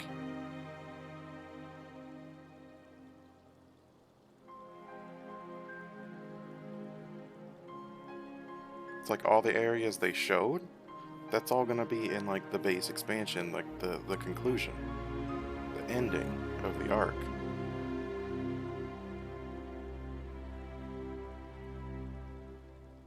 Who's gonna be the villain going forward? What's gonna happen then? You know? After all of this bullshit, who the fuck is gonna want to stand in our way?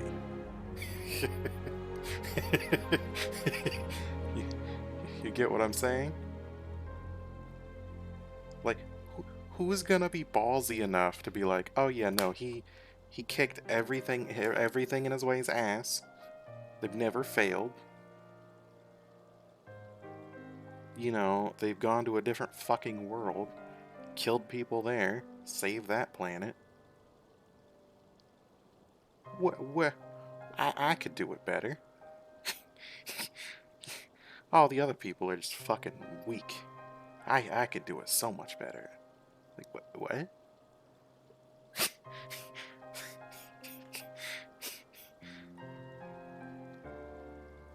And it's probably not going to be an Ascian.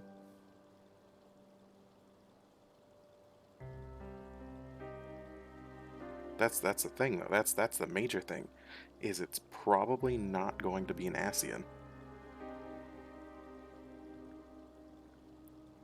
La Habrea might be coming back, but we don't know if he's going to be evil.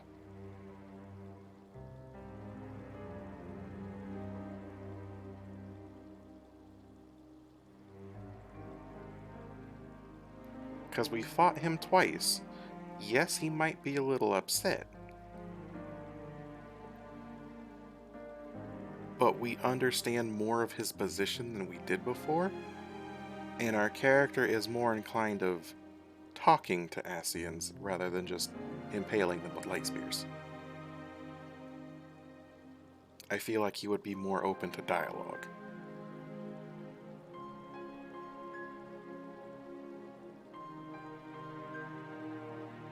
Especially after Emet-Selch.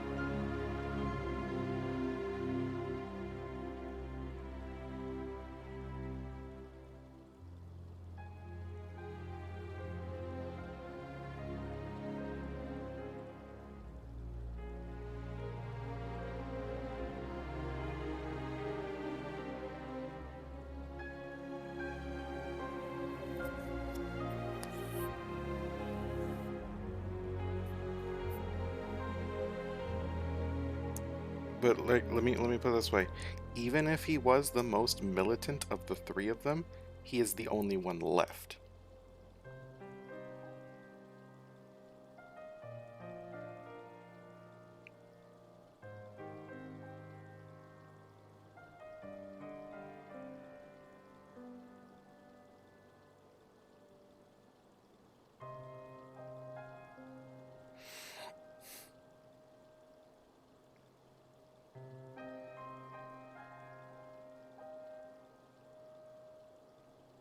Things start to change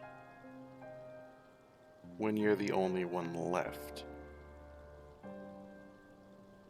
And he's had a lot of time to stew being... Wasn't he stuck in, No, he wasn't stuck in Thornton's sword. That was the other one. She got eaten, I think.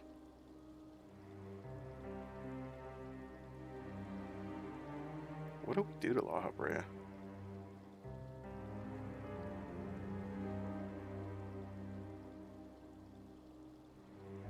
Okay, so La Habrea was in the sword. So he's had a lot of time to stew in there. Maybe if he's aware of current events.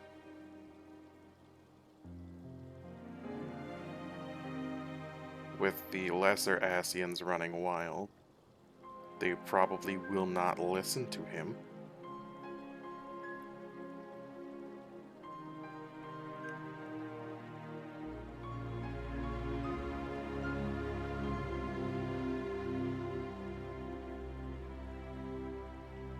I can almost guarantee they will not listen to him, because they were more afraid of Elidibus.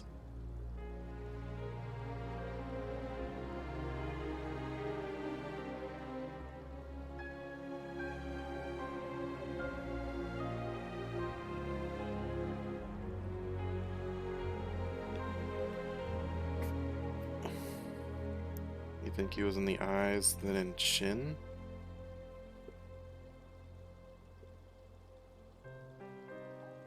Like Shinryu? Shinryu didn't have anything to do with the eyes.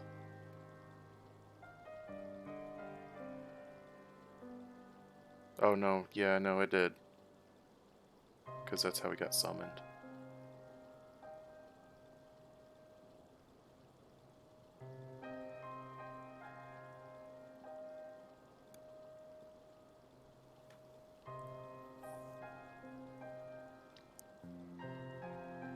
Then how the fuck does La Habrea come back?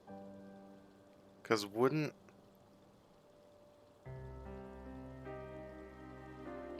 all of his energies have been used to summon Shinryu?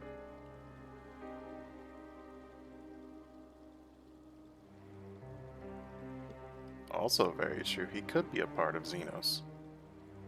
Which is why Xenos could have the powers of an Ascian right now.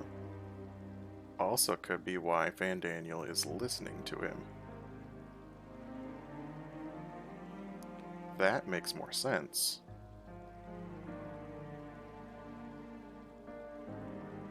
Of why he has Ascian powers. And is able to body swap.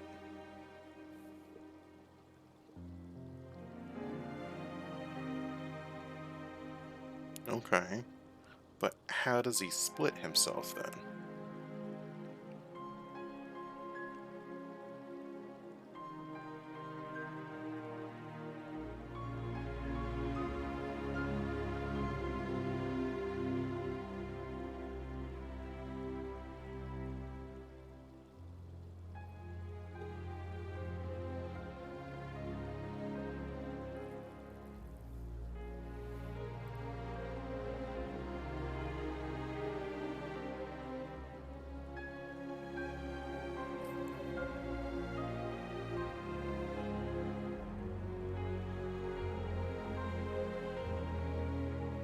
Because, like, okay, so let me throw this out there. Say we kill Xenos again, right? We've literally cut off, like, he's cut his own throat.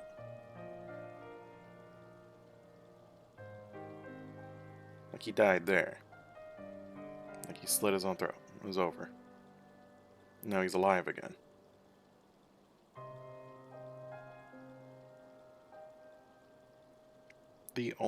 Okay, so the only way that I can see this happening is if by some freak occurrence, when we kill Xenos again and hit him with a light spear, that instead of killing him,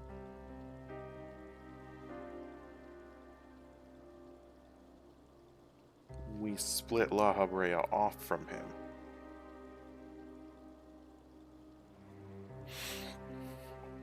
We are Xenos' old friend. How do we know that isn't La Habrea talking? Because all the previous interactions with Xenos has basically called us his friend, even though he wants to kill us. Because we are the only one worthy of his attention, basically.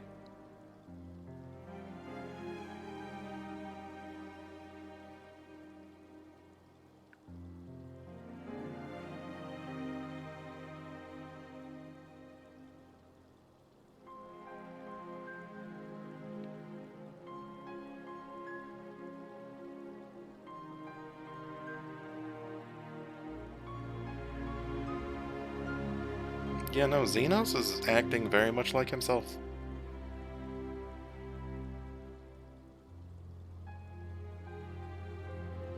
And La Habrea isn't exactly the best actor.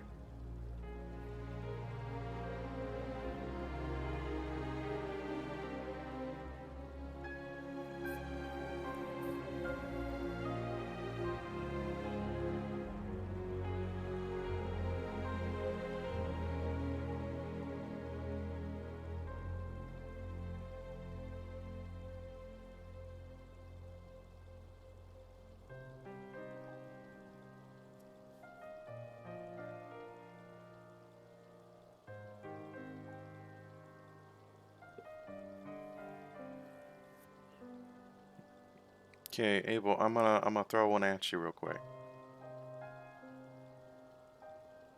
What if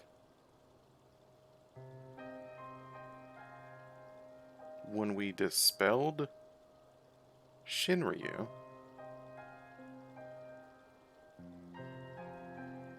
right? Because Xenos took that into his body. And then he became Shinryu, right? So what if instead of Shinryu being in Xenos' body, like in the cage thing, if the cage thing is just holding La Habrea? Because that's the only part of Shinryu that didn't disperse.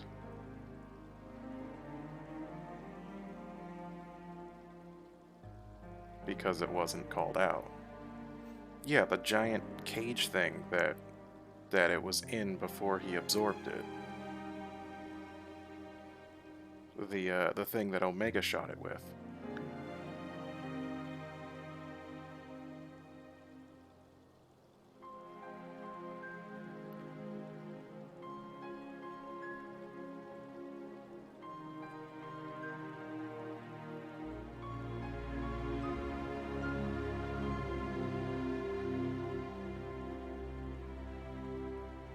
Because, I mean, that's Allegan...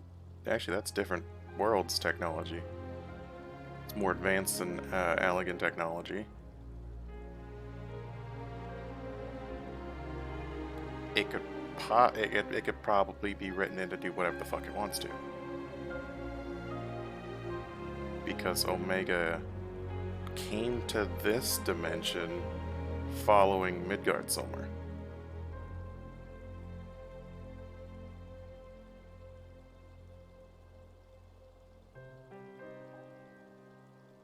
So on the technicality, that cage could have properties that we don't quite understand yet.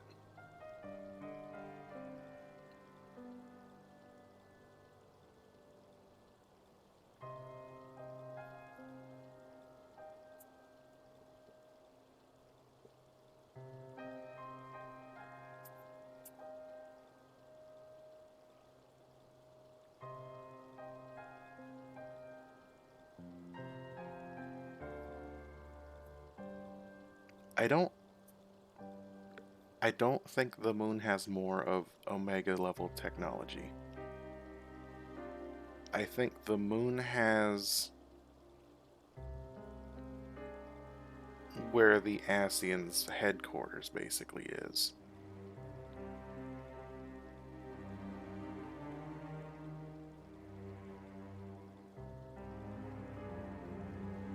Because every time we had seen, say, like Elidibus, he was on the moon. We had no other connection of the moon with anything else besides Elidibus.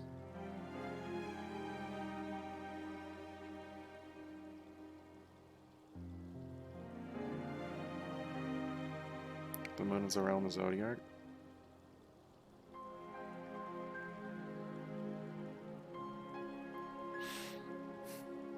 It could very well be, because in their description of the sundering, no, it doesn't even have to be where the Hydaelyn stuffed him, because Hydaelyn smashed him, right? And Hydaelyn became known as the planet we are on.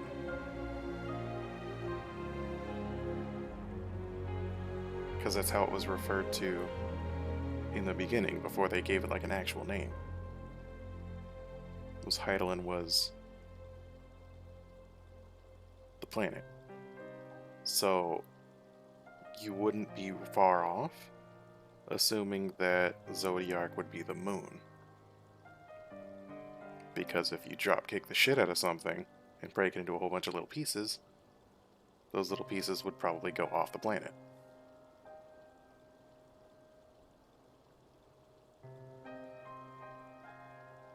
So you're probably onto something with that.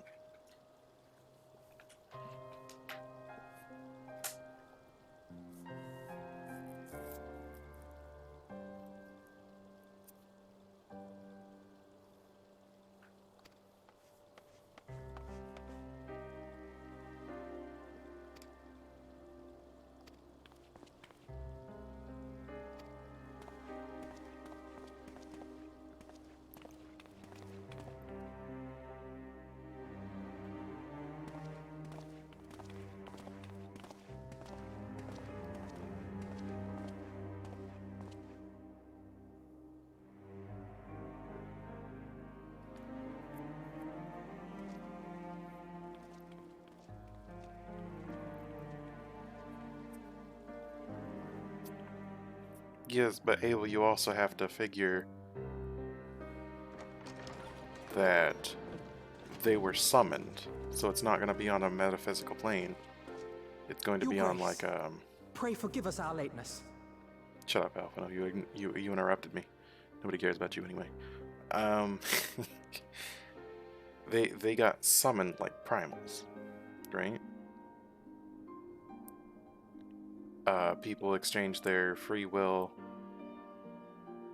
for basically protection.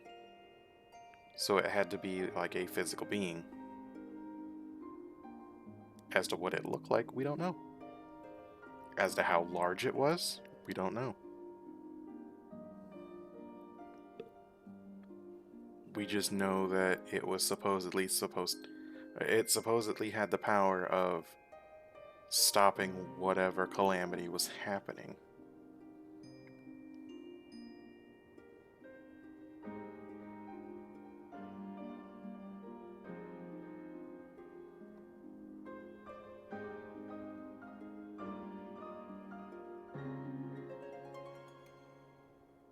Which I'm assuming is probably going to be the last boss of 6.0. Is whatever was causing the calamity.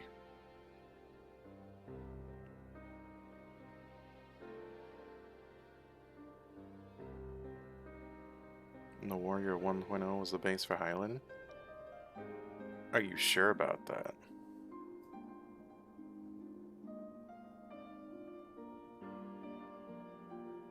Because Warrior of Light 1.0 is still technically the same character.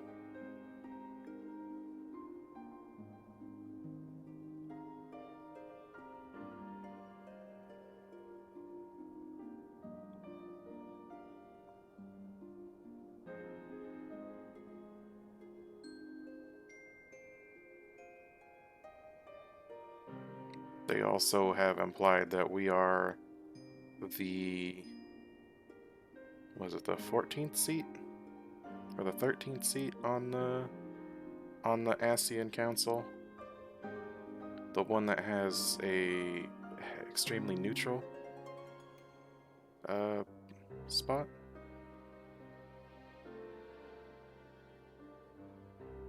Because we weren't ever there. The 14th seat was the one that was the body of Hydaelyn. Pretty sure it said that 14 was more of the adventurer. I don't remember it saying anything close to that.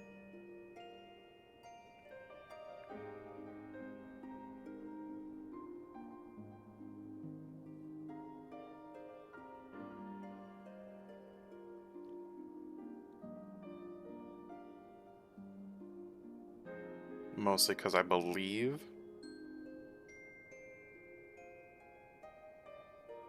if we're gonna go by like our character being the 14th,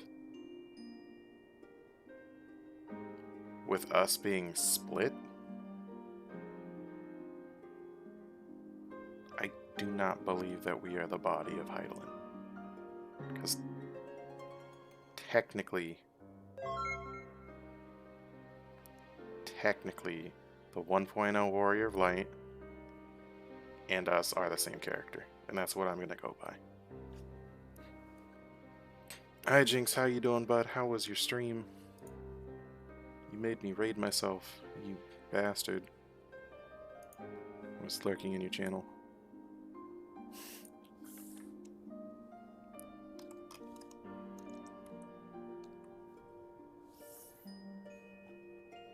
Birthday D&D stream, happy birthday. By one point I mean the 14th seat. Yeah, I know, but at the same time is, sorry hijinks, we're going into like some fucking game discussion. But I appreciate the raid. I hope you have had a wonderful birthday. Hope the D&D went well.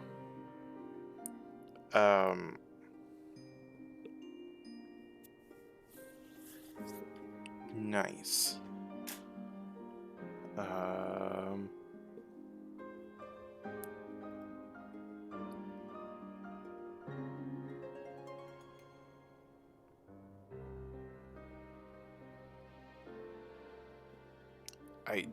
I want to say I don't go that way, Abel. While yes, we have a very strong connection to Hydaelyn, and it would kind of make sense, but there are people who technically have stronger connections than us.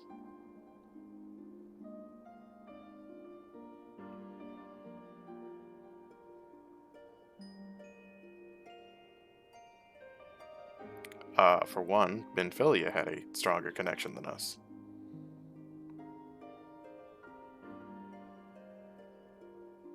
By a lot.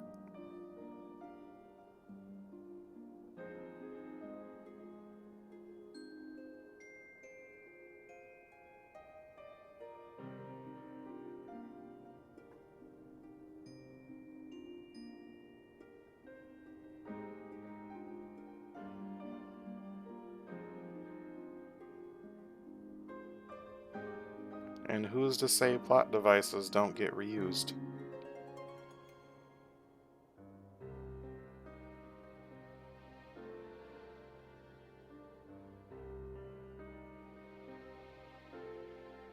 Well, you're not making the game.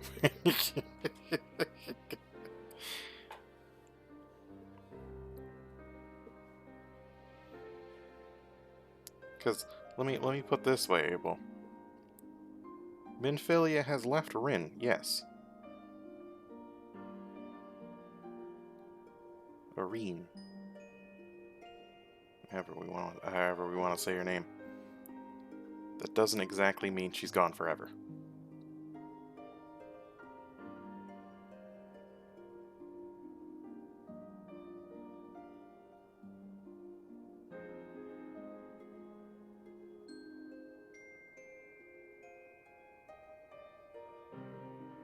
She may have just given her the powers that she needed, and then went back to Heidelin.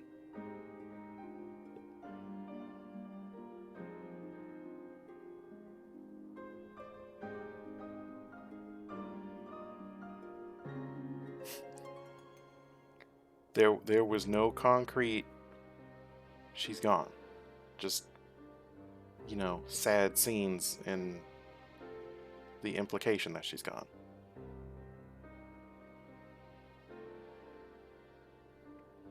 We've had sad scenes and the implication that they're gone, and then people have come back.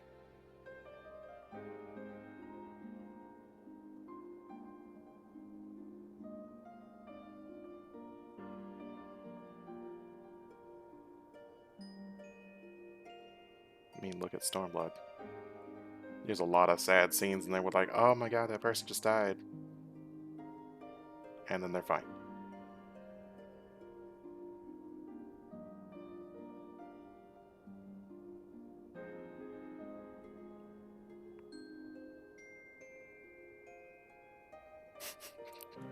Yeah.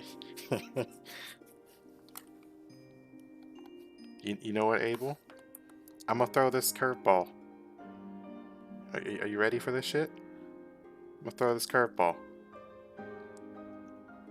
Last boss, or kinda close to last boss of 6.0, Minfilia.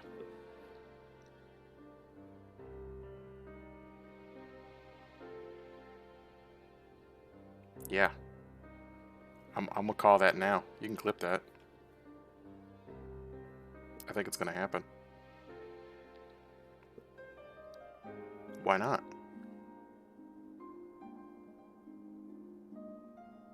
Who the fuck would expect it?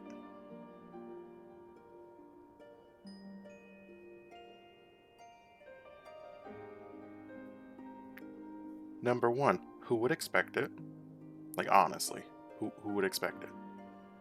Number two, if we're gonna end Heidelin and Zodiark, means we're gonna get rid of Heidelin. Who would want to stop us from getting rid of Heidelin? Somebody that's connected to Heidelin. Literally.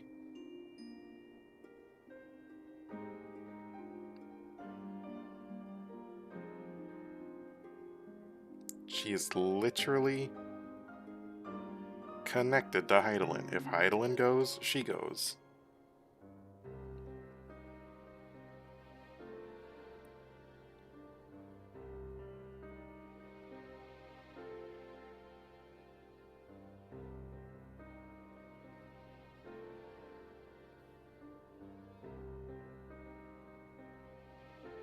And who knows what happens when you're there too long?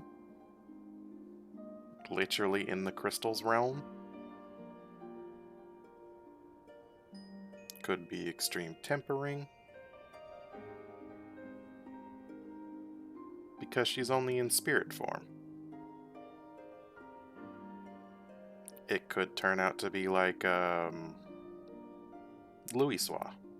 How he died killing Bahamut, but Bahamut took his soul and made it his bitch. There's a precedence for this.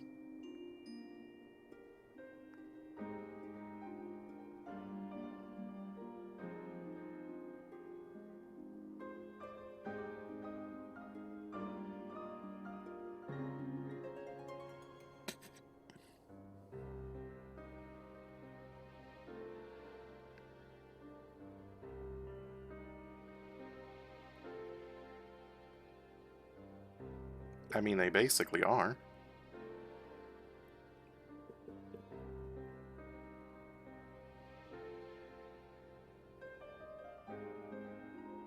Heidelin in a way can influence the people with the Echo. if they can hear her. That's what she did to us in the beginning of the game, saying to seek out the crystals. And by seeking out the crystals, she got a stronger connection to us.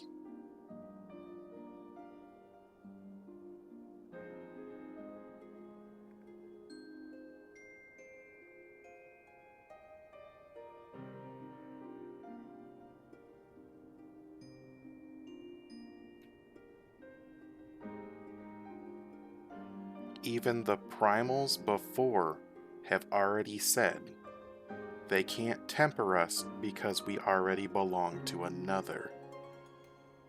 That's why we can't get tempered.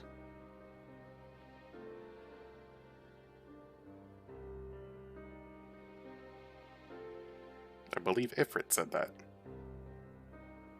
Way back in the 20s.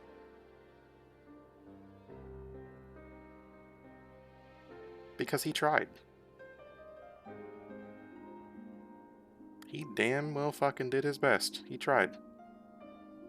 Old Beardy Locks did. No? Old Beardy Locks didn't try to temper us. He just knew. Because Ramu's less of a dick. He's more of logical, reasonable, but he knows he has a job to do. And if you cross the line, he's going to kill you.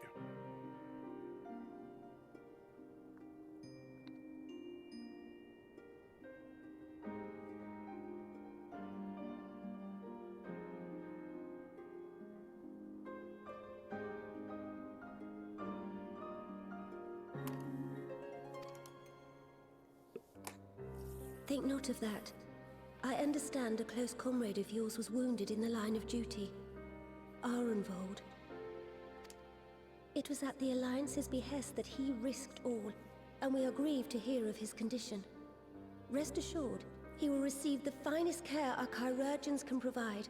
On that you have my word. Think we're done with Minfilia for a while? You'd be surprised. She probably won't pop up until the 6.0 though. Or they might tease in the 5.5 patch. If there's a 5, yeah, no, there's usually 5.5 story where they like link it together, and because this is like the lead up to the end of 5.0 in the 5.5 patch.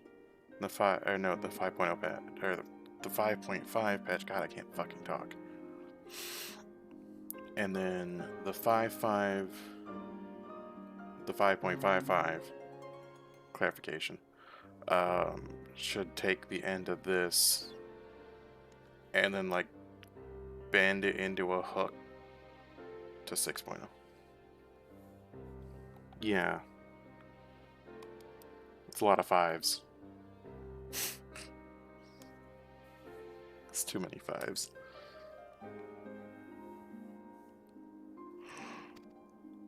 Now, we would share with you the findings of the mission. Pippin, pray relate to our guests the details of Fordola's account.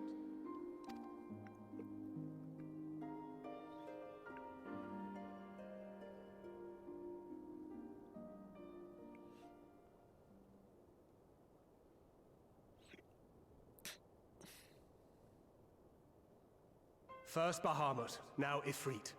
Or Lunar Ifrit, as Fandaniel would doubtless have it. 'Tis now all but certain that the towers were conceived to facilitate the summoning of primals by those imprisoned within.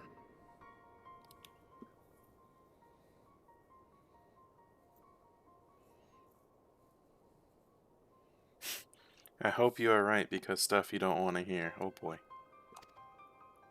Less certain is the means by which the Telophoroi constrain the wills of said entities to enact their designs in defiance of the pleas of their victims. Mayhap they do not. If mere proximity to the towers is enough to make loyal servants of the Empire's mortal enemies, it stands to reason that the same is true for those held captive. They invoke their gods for the good of Garlemald, and in their disturbed state of mind, summon a primal whose form reflects their own alteration. It all begins to make sense. Upon closer inspection, I realized that the towers bear a striking resemblance to a much larger structure which Urianger and I observed from afar during our visit to the Imperial capital. Assuming it too is capable of tempering those in its immediate vicinity, it would go some way to explain the swiftness with which the Telophoroi managed to rally so many Imperials to their cause.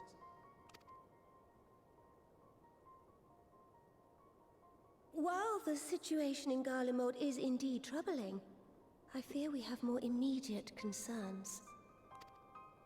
Ifrit was not the only primal summoned. At approximately the same time, observers at several other towers bore witness to the emergence of further such entities. Oh boy.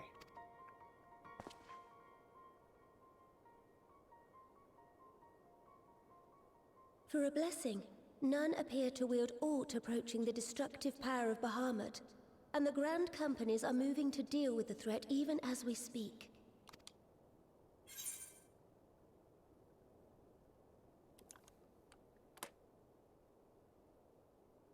Can you mark it on my map? I kicked their ass a couple times already, it's fine.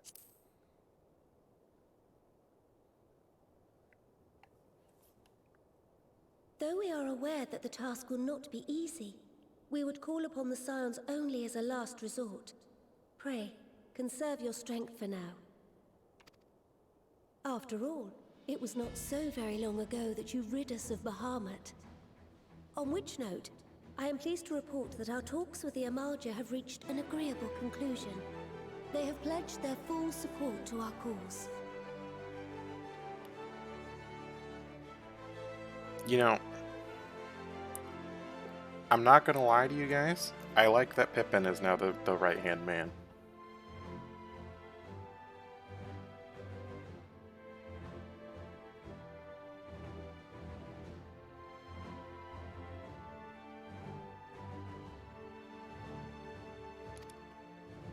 It is our hope that this historic agreement will encourage other tribes to join us at the negotiating table.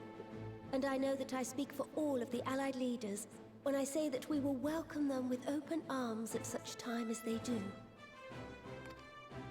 Of course, this was only made possible by the feats of heroism performed at Paglfan. Moreover, we shall not allow the sacrifices of those fallen in battle to have been made in vain. As hope leads to victory, shall victory lead to a new dawn for Eorzea. May these words ever be our guide, Your Grace.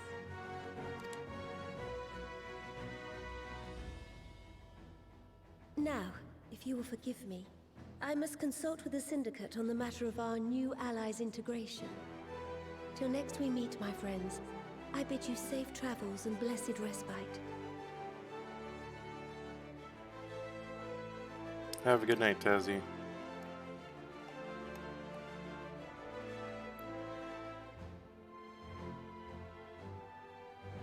I mean, that's true, but she also did have some character development leading up to that point.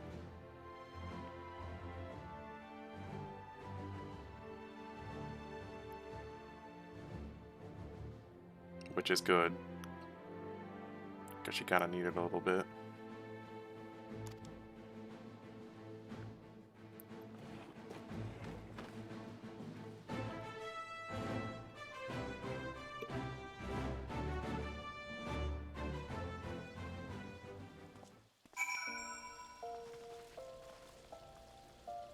I'm also gonna say, I find it very amusing that they turned Pippin into a Dark Knight.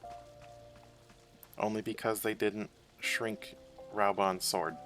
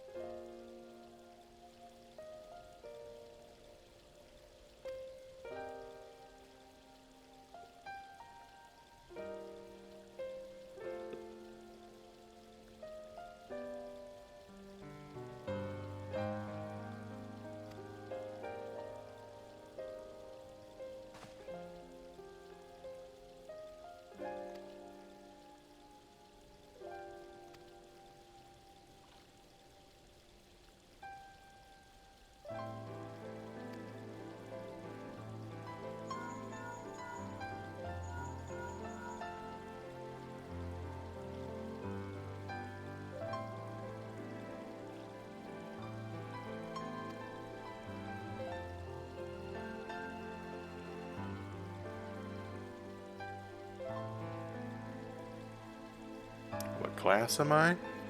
Right at the moment, I'm a red mage. But I also bounce between paladin, scholar, and warrior.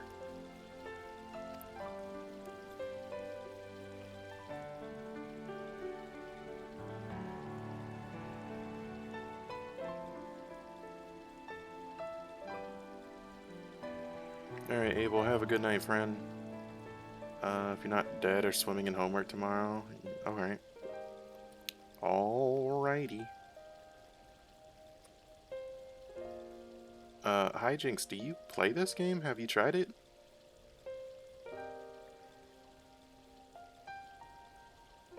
Nope. What if I told you you could play it for free? Shameless advertising of the free-to-play up to level 60 and the end of the first expansion plug.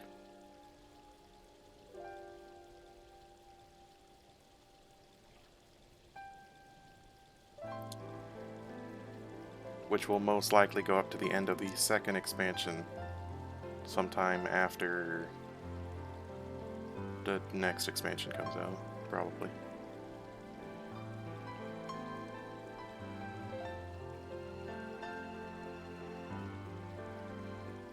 Be willing to try, but you have a terrible track record with MMOs?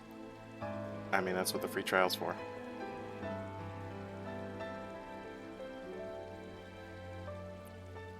Free trial.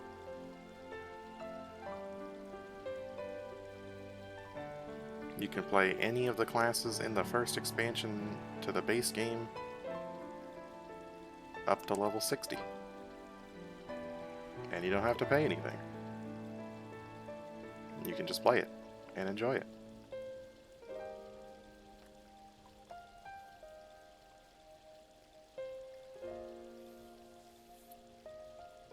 I will let you know beforehand. Free trials do have limitations put on them. You know, to curb bots.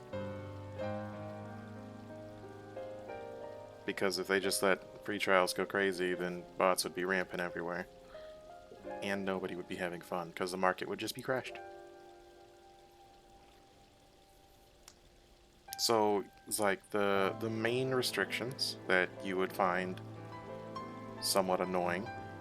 You can't start parties, but you can join them. You can't send whispers or like, you know, super secret private messages. You can't join a guild, and you can't do any sort of trading. Like, you can't do market board trading, you can't do player-to-player trading. That includes mail. Like, you can't do player mail. But I mean, that's not terrible in the grand scheme of things.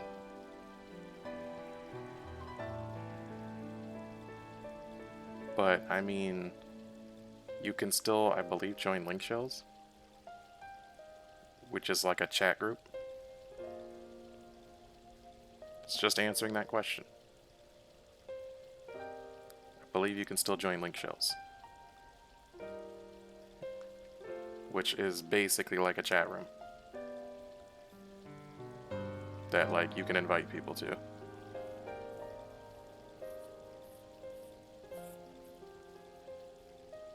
And unlike whispers, link shells you can use inside instances in dungeons, like guild chat.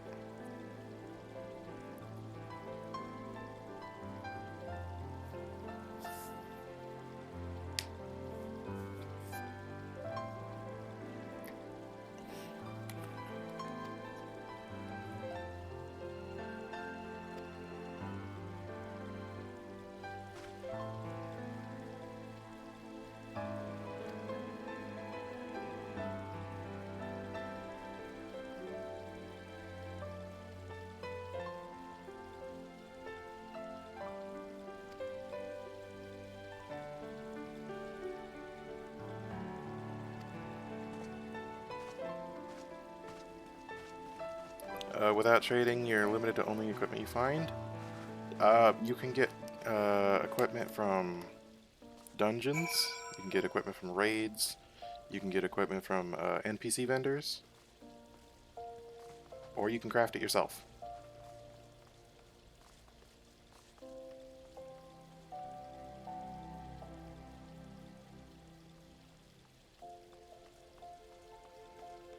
So it's not exactly that limiting. It's just like your friends can't like throw gear at you and be like, alright, come on, bitch, let's go.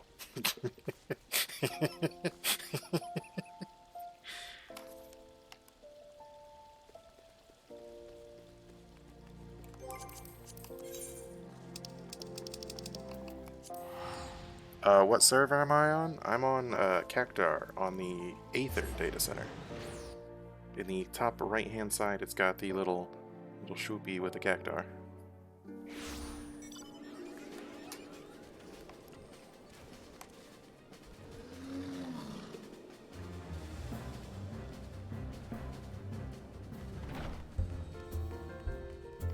Also, I wear a Cactar earring just in case.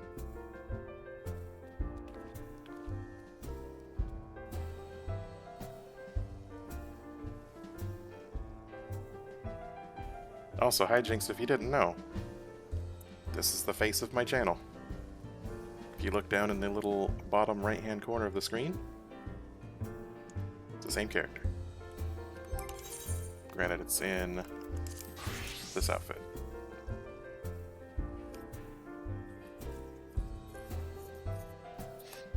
Say the name again? Cactar.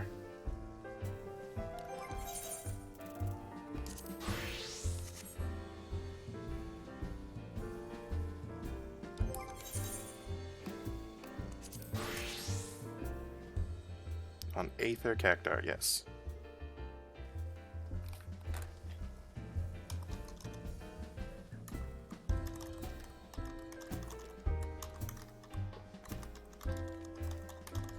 Type it out for you.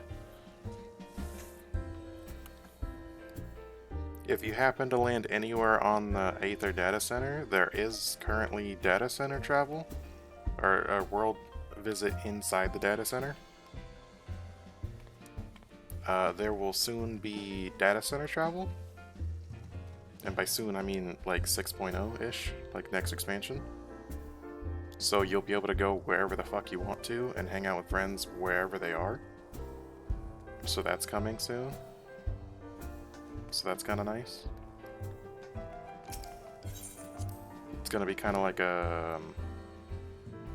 They're kind of doing like a Guild Wars thing. I don't know if you played Guild Wars.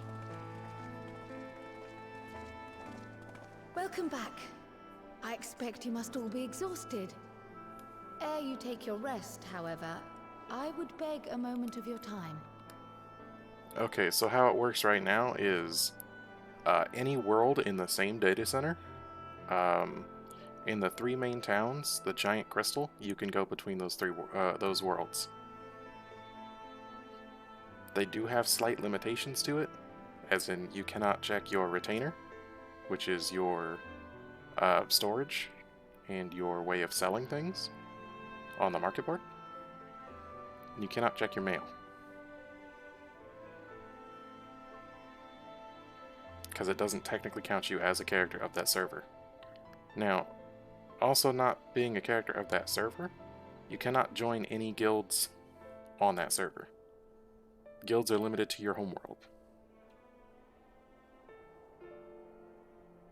Link shells, there is cross-world link shells.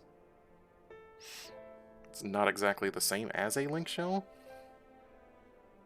obviously, because link shells are your homeworld. Cross-world link shells, obviously, across the data center. I want to assume that cross-world link shells are going to be expanded when larger travel is going to be available.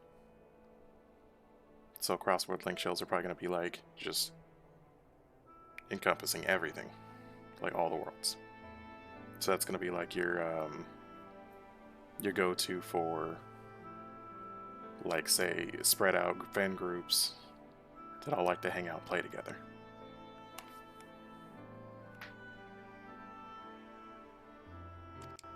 I'm also terrible at explaining things. Thanks to Arenvold's selfless efforts, we may now be confident that we understand the function of the towers. But many questions remain regarding the reason for the summonings, and what lurks behind the looming edifice in Garlemald.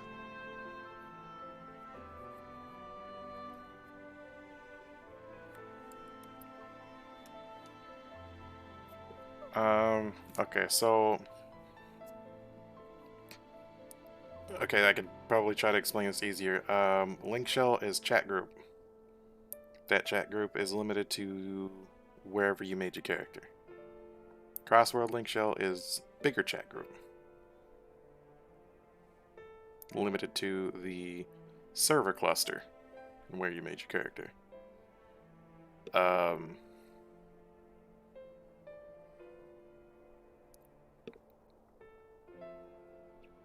When they expand world visits,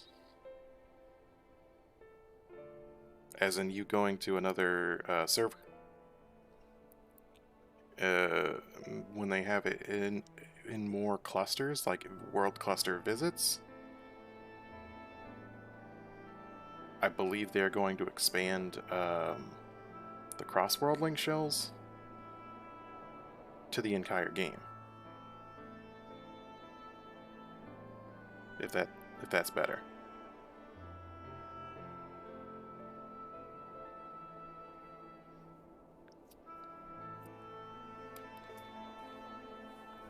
So once they have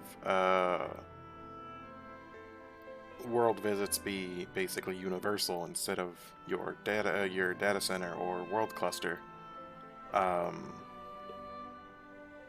you can basically play with anybody without needing multiple characters.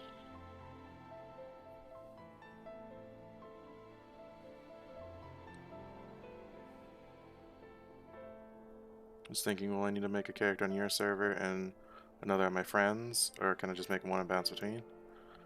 Right now, if they're not on Aether, you might need to, but at the same time, we're fairly close. I want to say 6.0 should be coming out in, I want to say the next, ballparking it here, maybe like 6 to 8 months.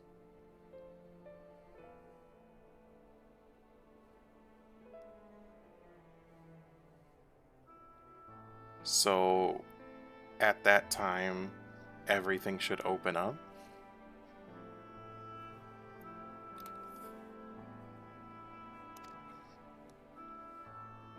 Until such questions are answered, we will struggle to devise an effective strategy for thwarting the Telophoroi's stated aim. Nothing less than the destruction of this star.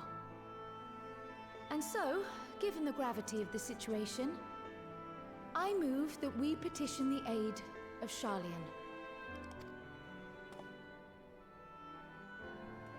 It is possible the ancient knowledge preserved within our archives may hide a clue to our enemy's methods. But given Sharlayan's established policy of non-intervention, our former colleagues are not like to aid us in its discovery. Oh, I well remember what they're like. The Forum's barefaced refusal to assist you in the days prior to the calamity must rank as Sharlayan's most shameful act since the Exodus. But were the final days to be reenacted, it would spell doom for us all. Surely even they cannot turn a blind eye to that. I trust we are all of the same mind on this matter. Urgent as it seemed, I took the liberty of petitioning the Alliance for leave to act as Eorzea's emissary, and have since received their blessing. I presume your role as a student of Baldessian will carry some weight with the Forum? One can but hope. If truth be told, our organization has been a shadow of its former self ever since the disappearance of the Isle of Val. But the name does still retain some degree of prestige. I only pray it will be enough. I assume that if I had finished Eureka here, I would have gotten additional dialogue. but I had not finished the last zone for it because it's fucking grindy. And I also haven't done the buddies in Arsenal. Fuck. If there are no objections, I shall depart for Sharlayan at once. But before I do, I should also mention the other matter to which I would devote some time during my stay. After hearing what transpired in the first, I began to question the true nature of Hydaelyn's blessing. A topic I have discussed at some length with Y'shtola. We were wondering, when was the last time Hydaelyn spoke to you directly?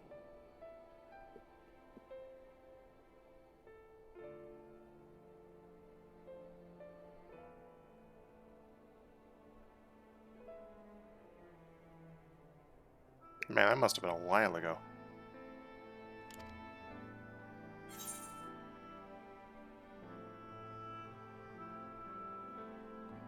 Did she talk to me in the Crystarium?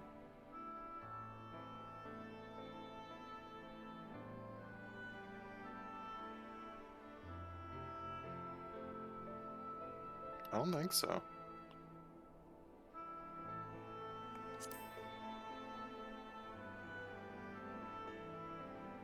When you regained her blessing, was it not? But never since. Not in all your time in the first, when you faced the Unsundered, the very heart of Zodiark.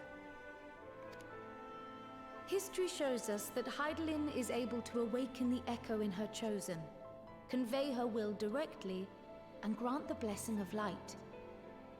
To our knowledge, however, she has not sought to intervene in man's affairs for some considerable time. Might not the explanation for that lie with her choice of champion? Mayhap she is content to trust in his judgment. Mayhaps she is. But following my initial discussion with Kryl, I made inquiries of my own. And as far as I'm able to tell, Hydaelyn has not made her will known to anyone.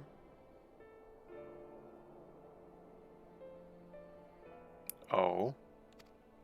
During my time in the First, the Oracle of Light spoke to me through Reen. But that was not the will of Hydaelyn. It was Minfilia herself. Indeed. And while she and Hydaelyn were inextricably linked, Minfilia yet acted of her own volition. A messenger, yes, but one who spoke with her own voice. I wonder, could Hydaelyn's silence suggest the presence of some disruptive force, perhaps? Some obstacle to communication? While I share Urianger's high opinion of your conduct, I see no reason why she would deny you her guidance altogether. Then again, who am I to say? The fact is, we simply don't know.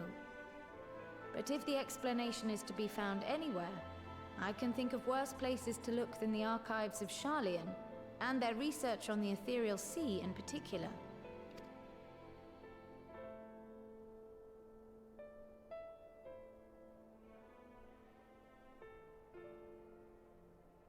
Resolved though I am to go, believe me when I say that I take no pleasure in the thought of leaving you a member short. Now of all times. Estinian, we stand on the eve of a struggle that will decide the fate of this star. One in which we Scions may play a telling part, yet we are but few in number. And so I must ask you again, will you join us?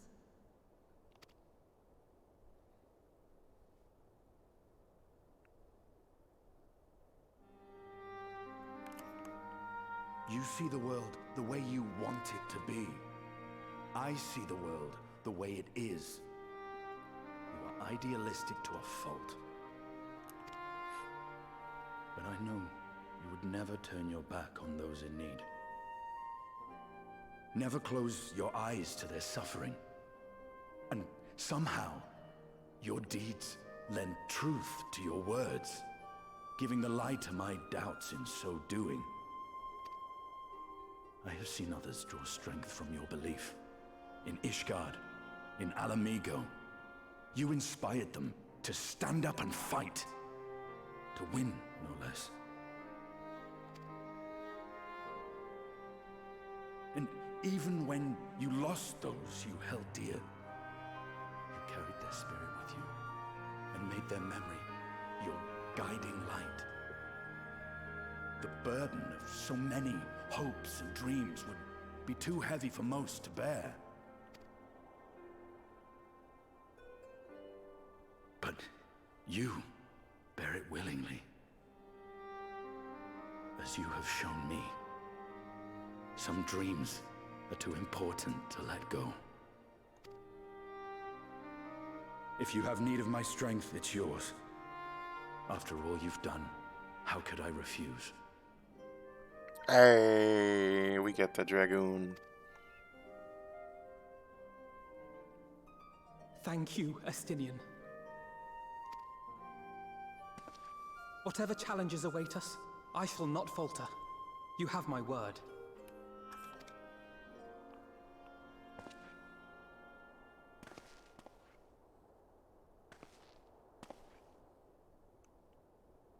And now, I may bid you farewell. Safe in the knowledge that all is as it should be. In this little corner of the world, at least.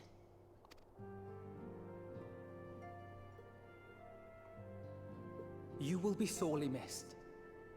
Tread warily in Sharlayan, and do try not to let the Forum embroil you in their politics. A forlorn hope, I know, given the individuals involved. I shall do my very best. Farewell.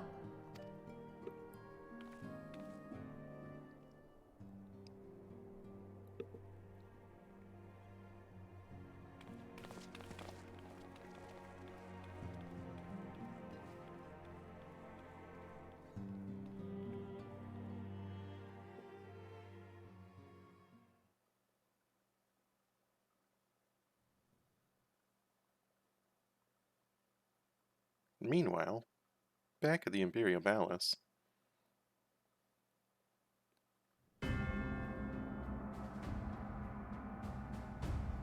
That's a lot of different types of weapons. Those are weapons from each of the different primals. That concerns me greatly.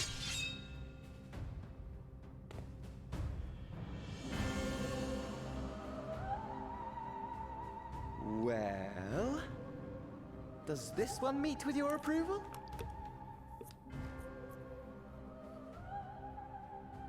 So they've been making primals for weapons.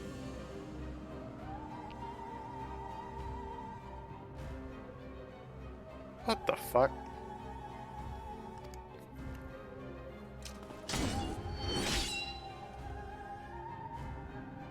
Apparently not.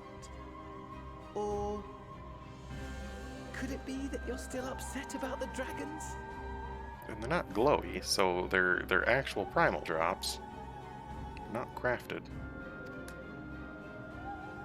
You are unwise to remind me of so costly a failure.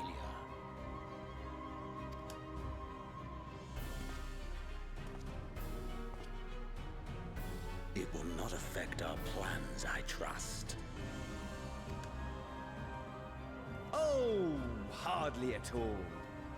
Though, admittedly, the chances of us being able to procure any more Mericidian dragons are rather slimmer following Tiamat's reappearance. Man, they even have fucking emerald Seeds have been weapons? sown, my lord. We have only to wait for them to quicken.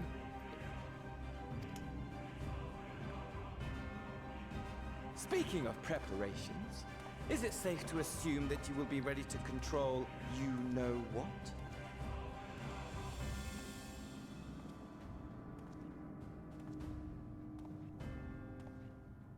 You have a Thornton weapon over there, too?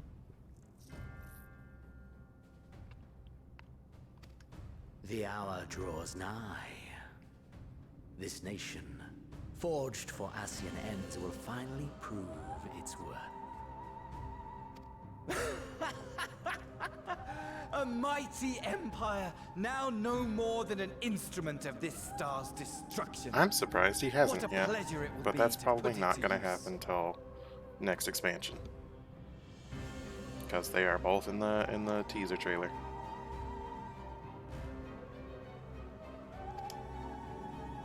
Which brings me back to our earlier topic. My lord. Why do they have an while I ironworks appreciate weapon? that it is not an easy decision. It's so weird. It really is past time you chose your weapon. But it's like those are all. They have Magitech weapons, primal weapons, weapons from the first. This is a whole different fucking world.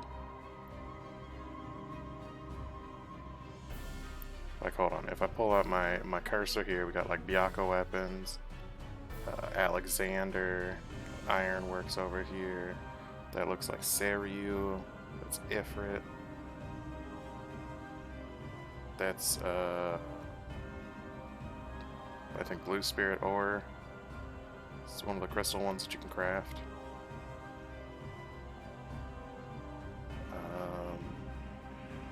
The one that he chucked over looked like a Suzaku weapon. That looks like what the fuck is his name? Zervin. That looks like Zervin's weapon. That looks like Nidhogg. Yeah, he's got all of the boss weapons. Just kind of chilling in here.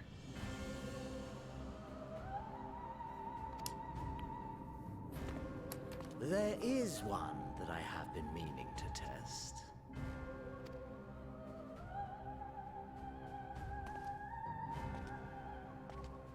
Well, well, not quite what I was expecting. Though I will say, it does seem rather apt.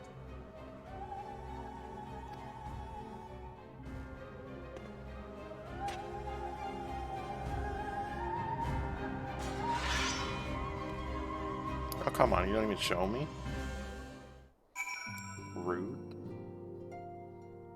Sounded like a sword, though.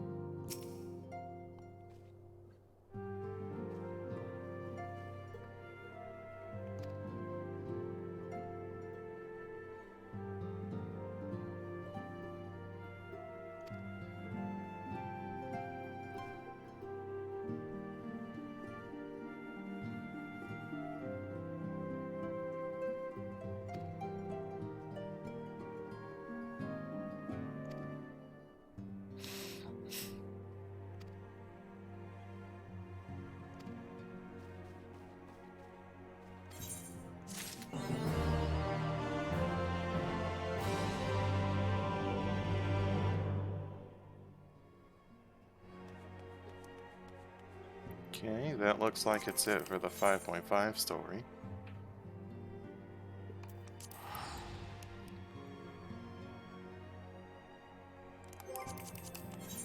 Alright, Hijinks. What kind of class do you like to play?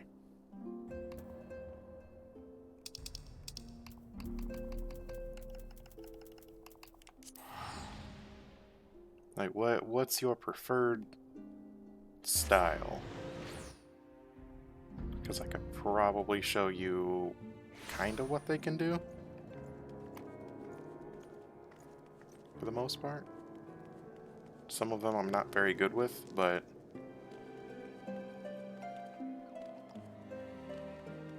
it varies. Alright, so when you say it varies, you got this many options with 2 more coming.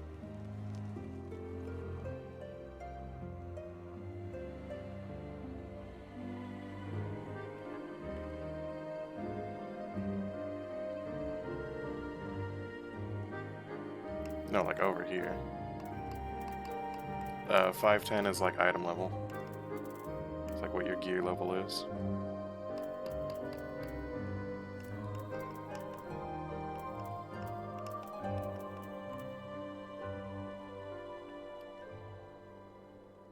Like, do you like being a caster? Do you want to do like magic? Do you want to like throw magical swords at people?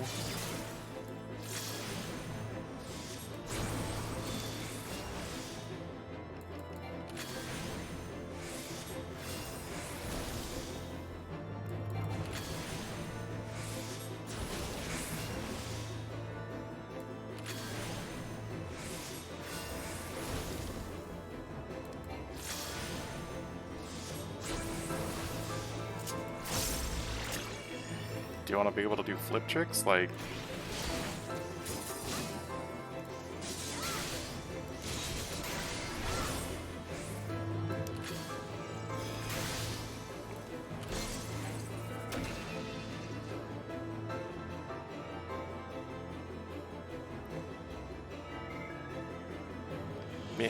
magically enchanted fighters? You mean like a sword mage?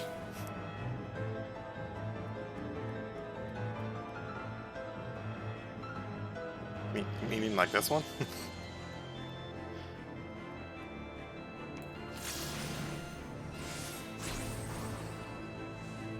Because they have the little magical focus that they put on the back of their sword when they start casting.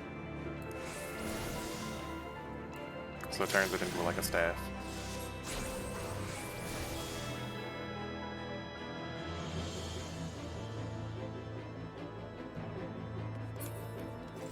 Let's see, what else can I show you? You run away so I can change classes.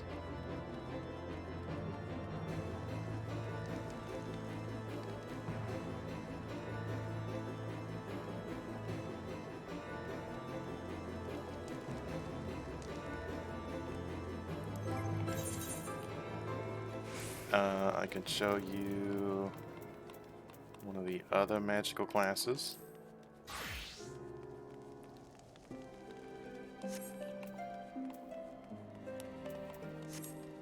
Which is the Summoner. It's kind of like the pet class.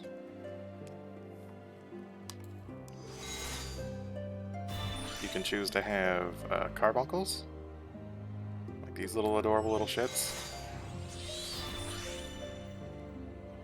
You know carbuncle, right? Everybody loves carbuncle.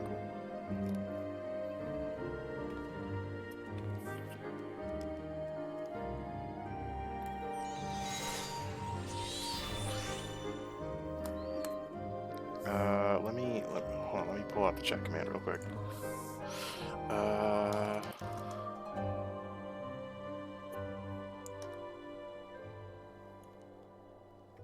Peggy, Glamour,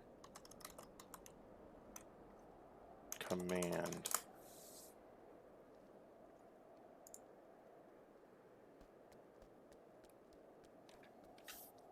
Okay, so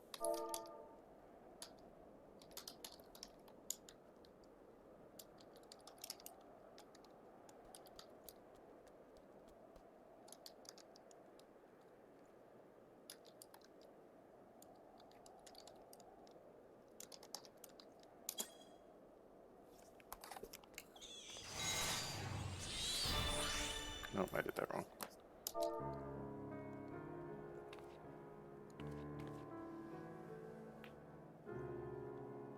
Oh.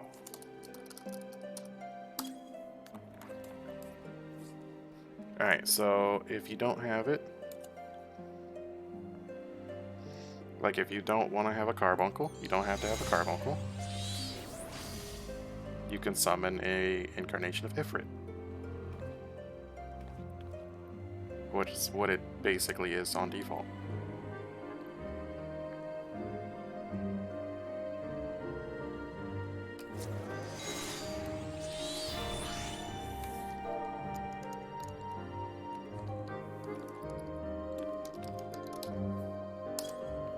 And instead of the blue one,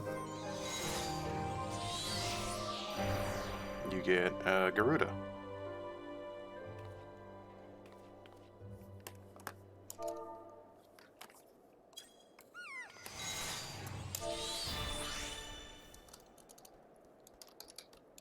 And instead of the yellow one,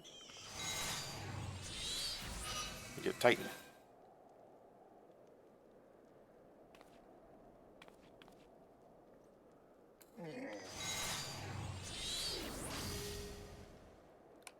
Now, these are actual bosses in the game. You can fight these.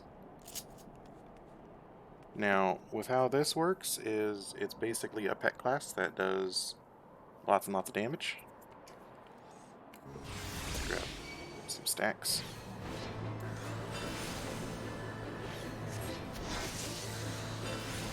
You got some dots that you can throw out.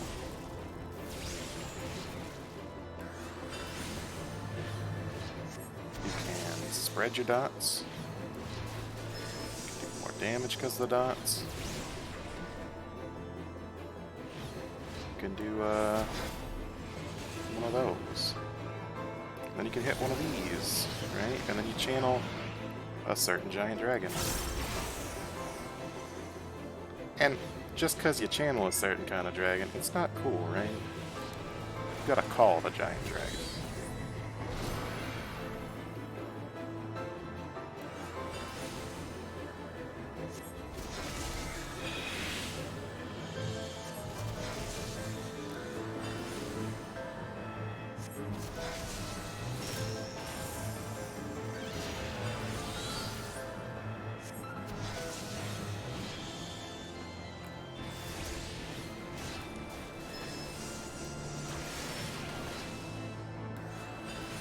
Oh, it gets better. I'm not done yet.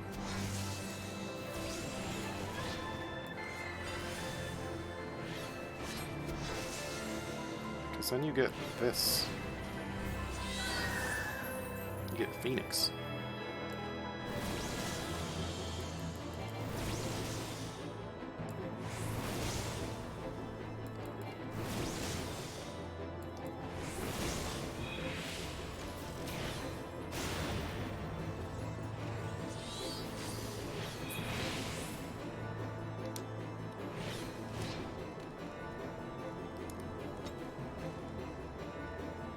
Yeah, that's Summoner. Black Mage is probably how you think it is. They do shit tons of damage, but they don't move very much.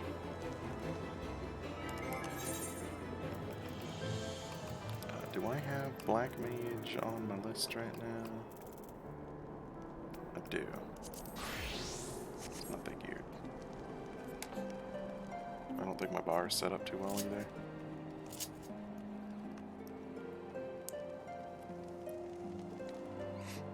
But you can play Black Mage, you know, your standard caster. Let's see, do I remember how to do this? Using a gamepad for this? Yeah. It's got gamepad support. I've been playing with gamepad for 7 years on this game.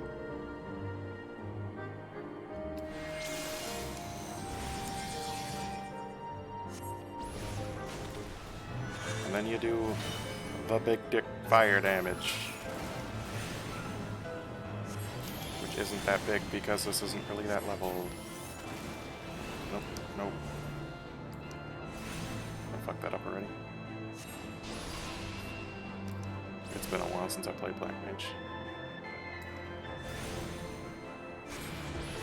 You have your thunder spells, you have your fire spells, you have your ice spells.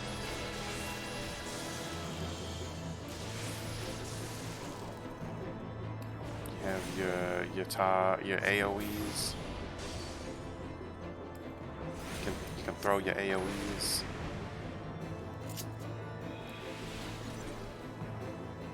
Your debuffs. You have the one attack that takes all of your mana away. Because why not, right? I'm not very good at Black Mage. Like, at all. That's probably not as cool looking.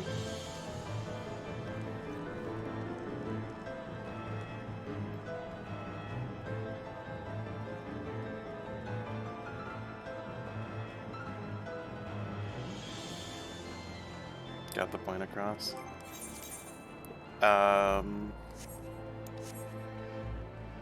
So those are the magic classes right now. There's also, I mean, granted, there's also blue magic. It takes a lot of time to handle blue magic. You know, you could be a Marlboro and spit bad breath. You can do monster skills. It's not as good as the other classes because it caps at level 70 right now instead of 80. And it's a limited class, you have to go in full parties. But it's there.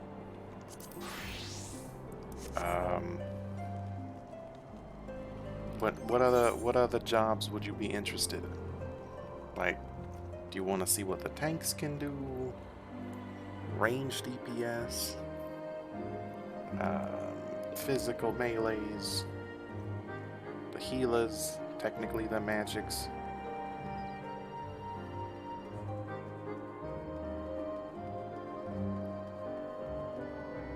Melee with a big weapon. Okay, so melees with a big weapon. We have a katana. It's not really that big of a weapon. Monks don't exactly have a big weapon. You can just punch people in the face. We got ninjas, you know, dual swords or dual daggers. You can shank people. We got Dragoon. You can poke people with a spear.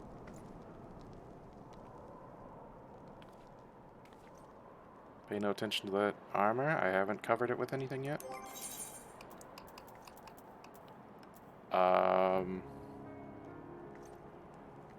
Melees with big weapon. Dark Knight. The big ass sword. But it's a tank. It's a tanking class. It's very edgy.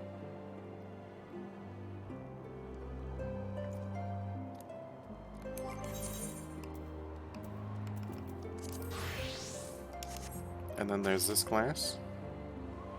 Is there anything like anti-paladin? You can get a gunblade. You want a gunblade? It's got a revolver barrel on it.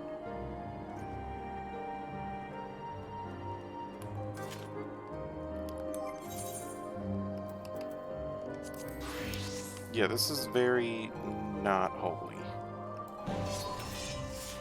Like, if you look at it, it's very not holy.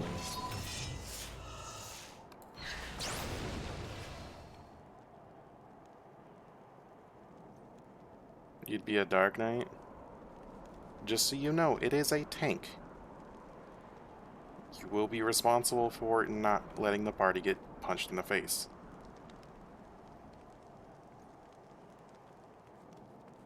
Hey, let me show you a little bit of what this motherfucker can do.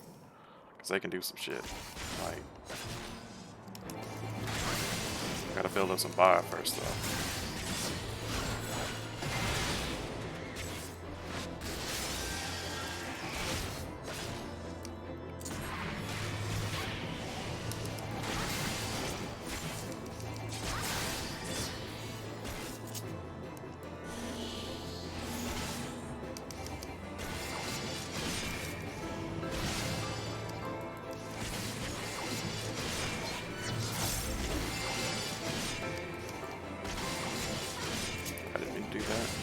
I just wasted the bar that I built up.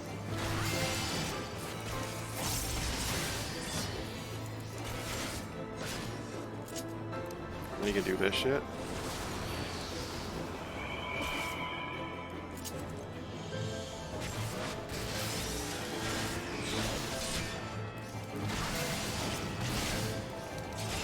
Basically, you're just making sure you have a beefy boy in front.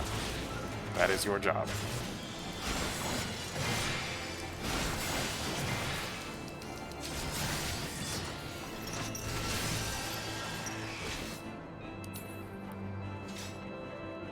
The tank's job is to get slapped in the face.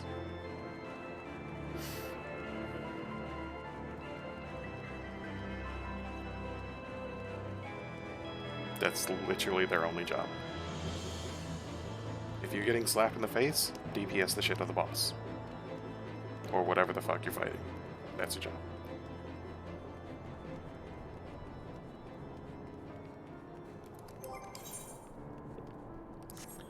The mechanist? You get a gun. You shoot things. You also get robots.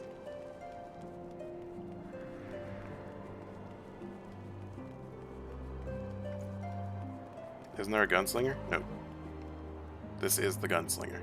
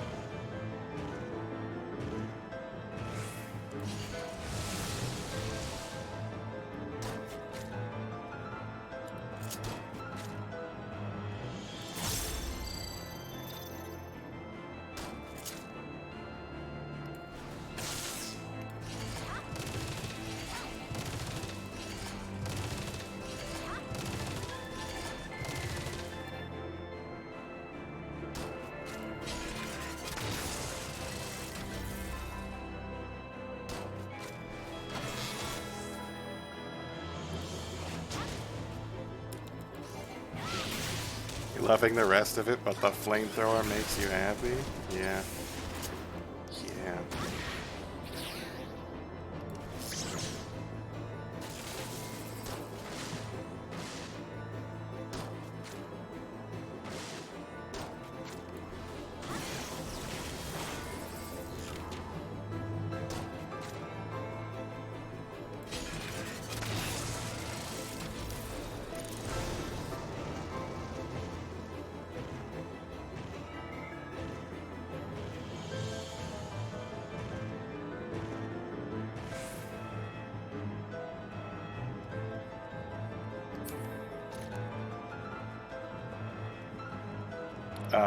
If I was a little bit higher leveled, I could show you the other mech that you get instead of just like a little floaty thing.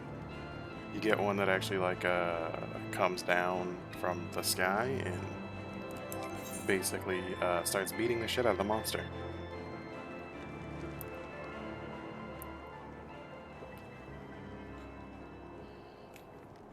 Mind you, I only have 10 minutes before the server goes down for maintenance. So... no, I'm just letting you know. It's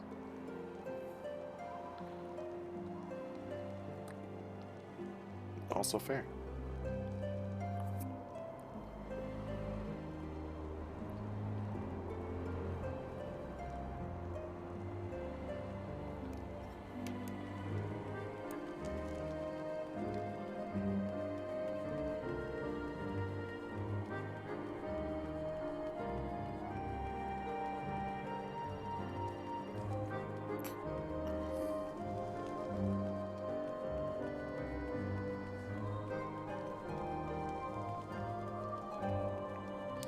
Yeah.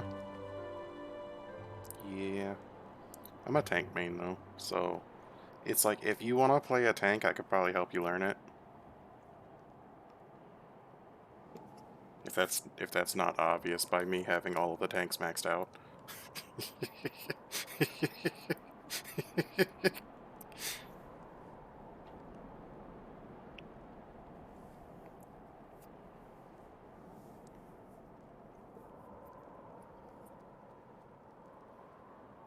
I don't mean to brag, but sometimes when I do roulettes half asleep, I fall asleep in the dungeon, and I'm apparently still a better tank than most of the people that they've had. And that's with randoms. I've been told that me half asleep running into walls, like straight up running into walls, was better than most tanks that they've had.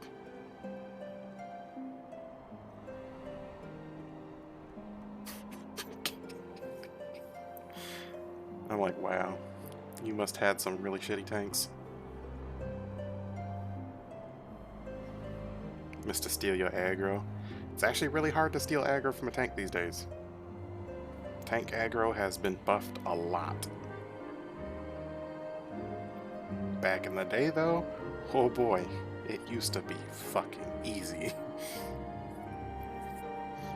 Like back in my day when I was first learning how to tank, you got 2 archers in your party, good luck. The archers would just rip aggro off of you immediately.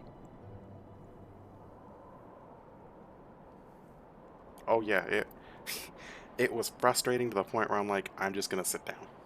But I'm like, you know, that's not gonna be learning for me. I'm gonna try. And then here I am today. True story. It's literally the most frustrating thing I've ever had to deal with as a tank. Was like level fucking 15, don't have an aggro generation buff. 2 archers fight fucking different monsters, not the person you're hitting. It's stressful.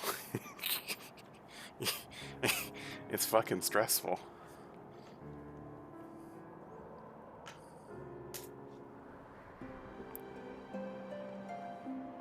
And now it's just like, I could barely pay attention, and I could hold aggro on basically everything. It's wonderful. I forget how long this game's been out, it's so wild. Yeah. And with this next expansion they're putting out, all of the story they've been telling so far is gonna get wrapped up. So that first, like the first time on the expansion, like the very first, not even the first patch of the expansion, when the expansion hits for 6.0, the story will be wrapped up. And then as soon as 6.1 starts, a whole new story. We're going into a whole new story arc. So this is like,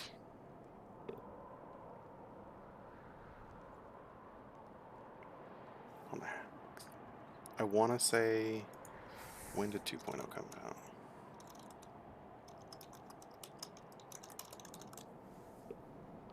Came out 2013. Wow, I've been playing this game a lot longer than I thought I did. It's been almost 8 years.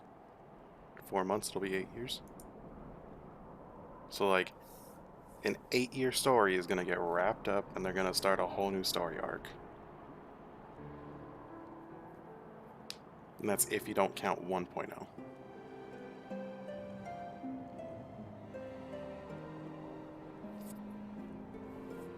Like 1.0 came out, hold on, when did 1.0 come out? Final Fantasy XIV 1.0 came out on September 22nd, 2010. So if we technically count 1.0, it's almost an 11-year story. Because the game from 1.0, the game wasn't that good, right? So at the end of 1.0, before 2.0 happened, they basically destroyed the planet. Or caused a cataclysmic event that caused the servers to shut down. That was the last thing players were shown.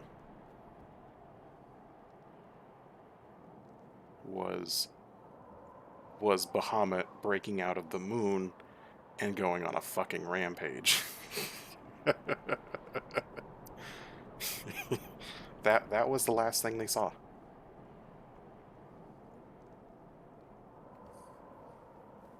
And then 2.0 came out. If you played 1.0, your character got a brand on the character to show that you were 1.0. You also got different dialogue that the characters would then eventually remember you. from 1.0.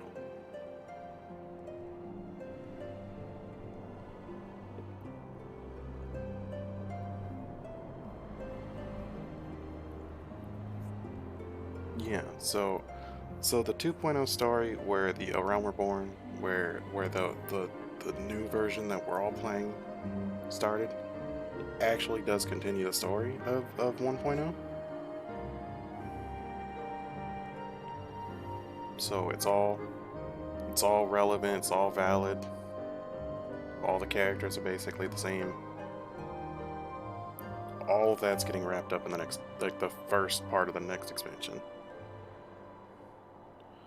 Oh, hey, Keiki, how you doing, friend?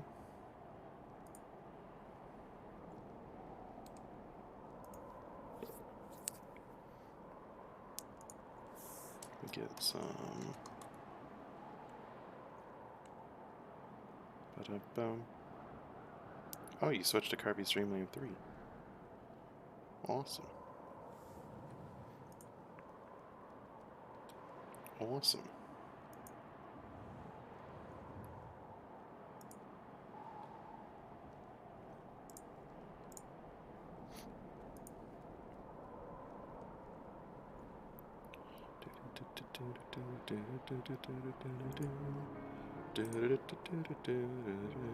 You're fading fast. Alright, Hijinks, you have a good night, friend. You let me know if you decide to try it out. Alright. Just hit me up on like the Discord, or I'll probably see you playing it on stream or something. Which, I'll throw this out there for you right now. To the veteran players that play 14 all the time, a brand new person experiencing the game for the first time is nice to watch for reactions, you know. It's like, I remember when I did that.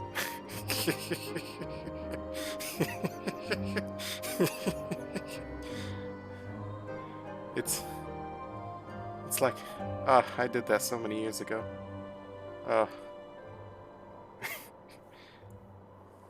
Yeah. It's good streaming stuff. You meet a lot of nice people on here too.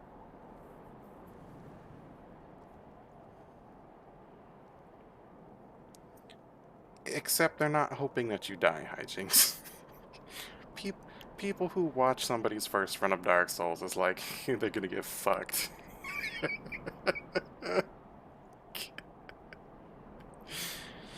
Yeah.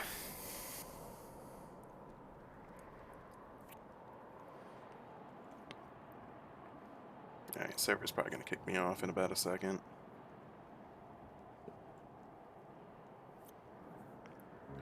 If you play and you love it, what's it gonna cost you? Okay, so I'm gonna throw this out right now. When the next expansion comes out, that's when I'm gonna recommend that you buy it. Because if you buy it now, you're gonna have to buy the other expansion later. When it comes out, they're probably gonna have like a whole collection. And that'll probably cost you,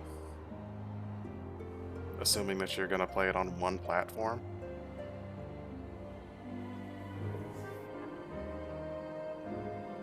You could play it on PlayStation 4 or PC, soon to be PlayStation 5.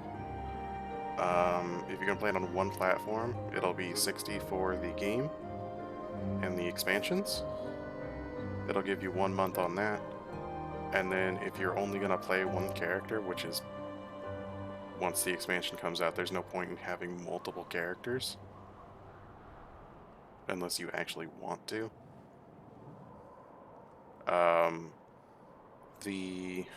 What is it? The introductory one character per world sub fee that they have is like $12. Like $12 a month, I think.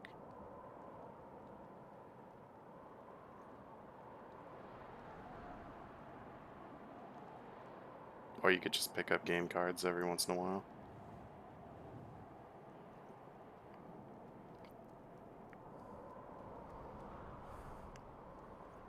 So $60 up front, that gives you a month to play it, which I would recommend highly that you play the free trial. up to the end of it, because that gives you time to like see what classes you like, you know, get invested into the story, because it gives you a lot of stuff to digest for free.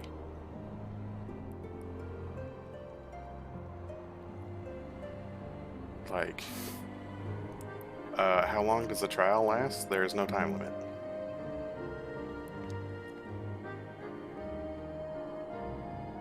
There is no time limit whatsoever. It's just they cap you at level 60 at the end of Heaven's Ward. Heaven's Ward being the very first expansion of 3.0. So you get the entirety of the expansion, you get the base content of the expac, and then you get all of the content patches in it up until the start of Stormblood. That's when it cuts you off. So you have a lot of story stuff to get.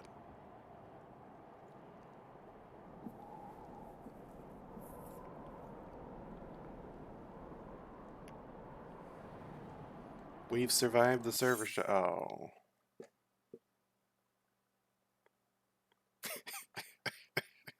I'm like, yay, it's past 12. I survived the server shutdown. I'm the only one. No, just kidding. Just kidding.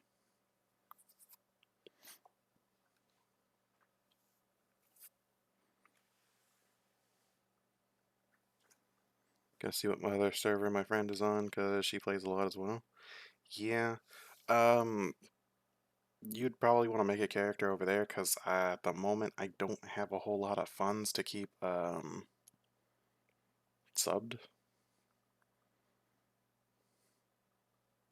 Because, you know, COVID.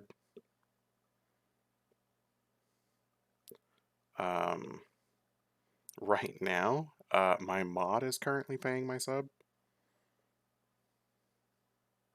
Because he said, hey, you're gonna play with me. Here. Yeah, Tezzy's nice. Yeah, I appreciate him more than he knows, and he's not here to hear it. So he'll never know. He'll never know that I'm being extremely nice right now, because I'm usually an asshole. Nobody clip this. Nobody clip this. Oh yeah, no. Hijinks, I'm an asshole.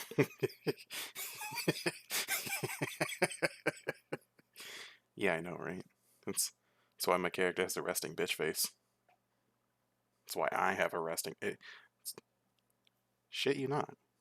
You ever meet me in person? I have a resting bitch face.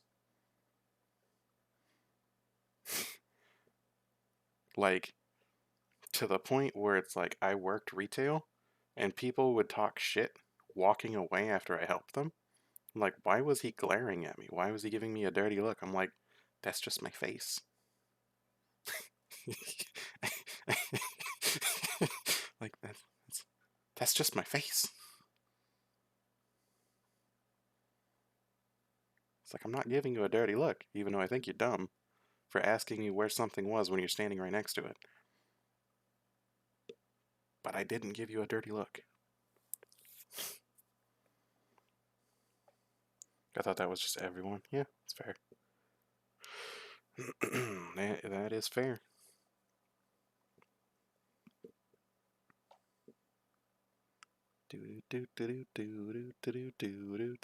Let's see. Do I want to progress in Monster Hunter? Or do I want to wait for Abel? It's like, do I want to get a better weapon than Abel and then have to go back to using my other weapon? Not really. You're off to bed? Alright, Hijinks, have a wonderful night, friend. What the fuck was I just about to say? Yes. Thank you again for the raid. That's what I was gonna say. I don't know why that slipped my fucking mind. I'm losing my goddamn mind.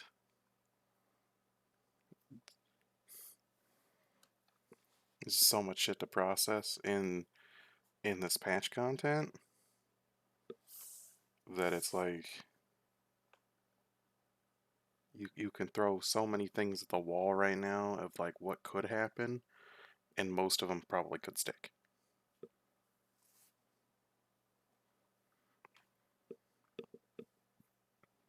So my brain's going everywhere.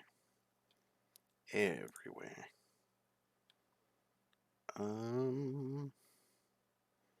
Ba-dum-bum-bum. I don't know what to do.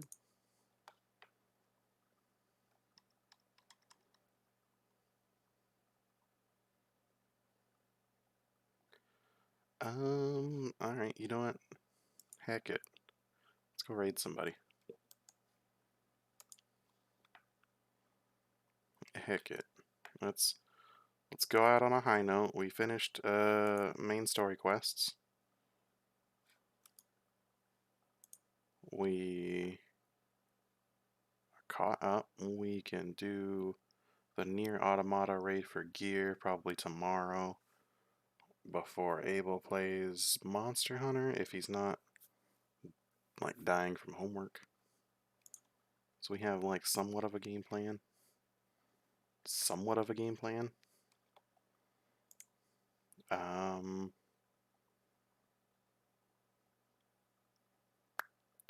You know what, let's try something different. Keiki, are you still here? No, I don't have homework. My friend Abel does. He's in the colleges, and he's got busy days on Thursday. Keiki, do you have any friends on that are streaming at the moment?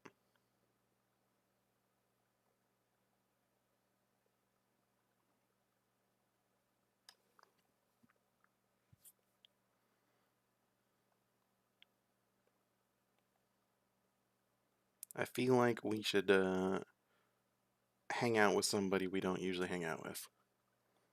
My last friend just logged off too. Oh no. Oh no. That's okay. We can go. We can go to Chim Chim. That works. I don't know how long he's going to be going for. Looks like he's farming in Genshin. I understand most people are kind of iffy on mobile games, or gacha games in general. But he is a pretty swell dude. Roomed with him at a TwitchCon. Actually kind of saved my ass on that point, because we got to the point where we were almost there and we didn't really have a place to stay. So, yeah, that was nice. Anyway, please check out Chim Chim. Drop a follow if you don't follow him. Check him out sometime. He does play a whole bunch of different games. Probably one of the nicest people I've ever met on this platform. And you know, honestly, I think you guys would like him. So, I will catch you guys tomorrow. Have a wonderful night. Remember to stay safe. Wash your hands. Wear your masks.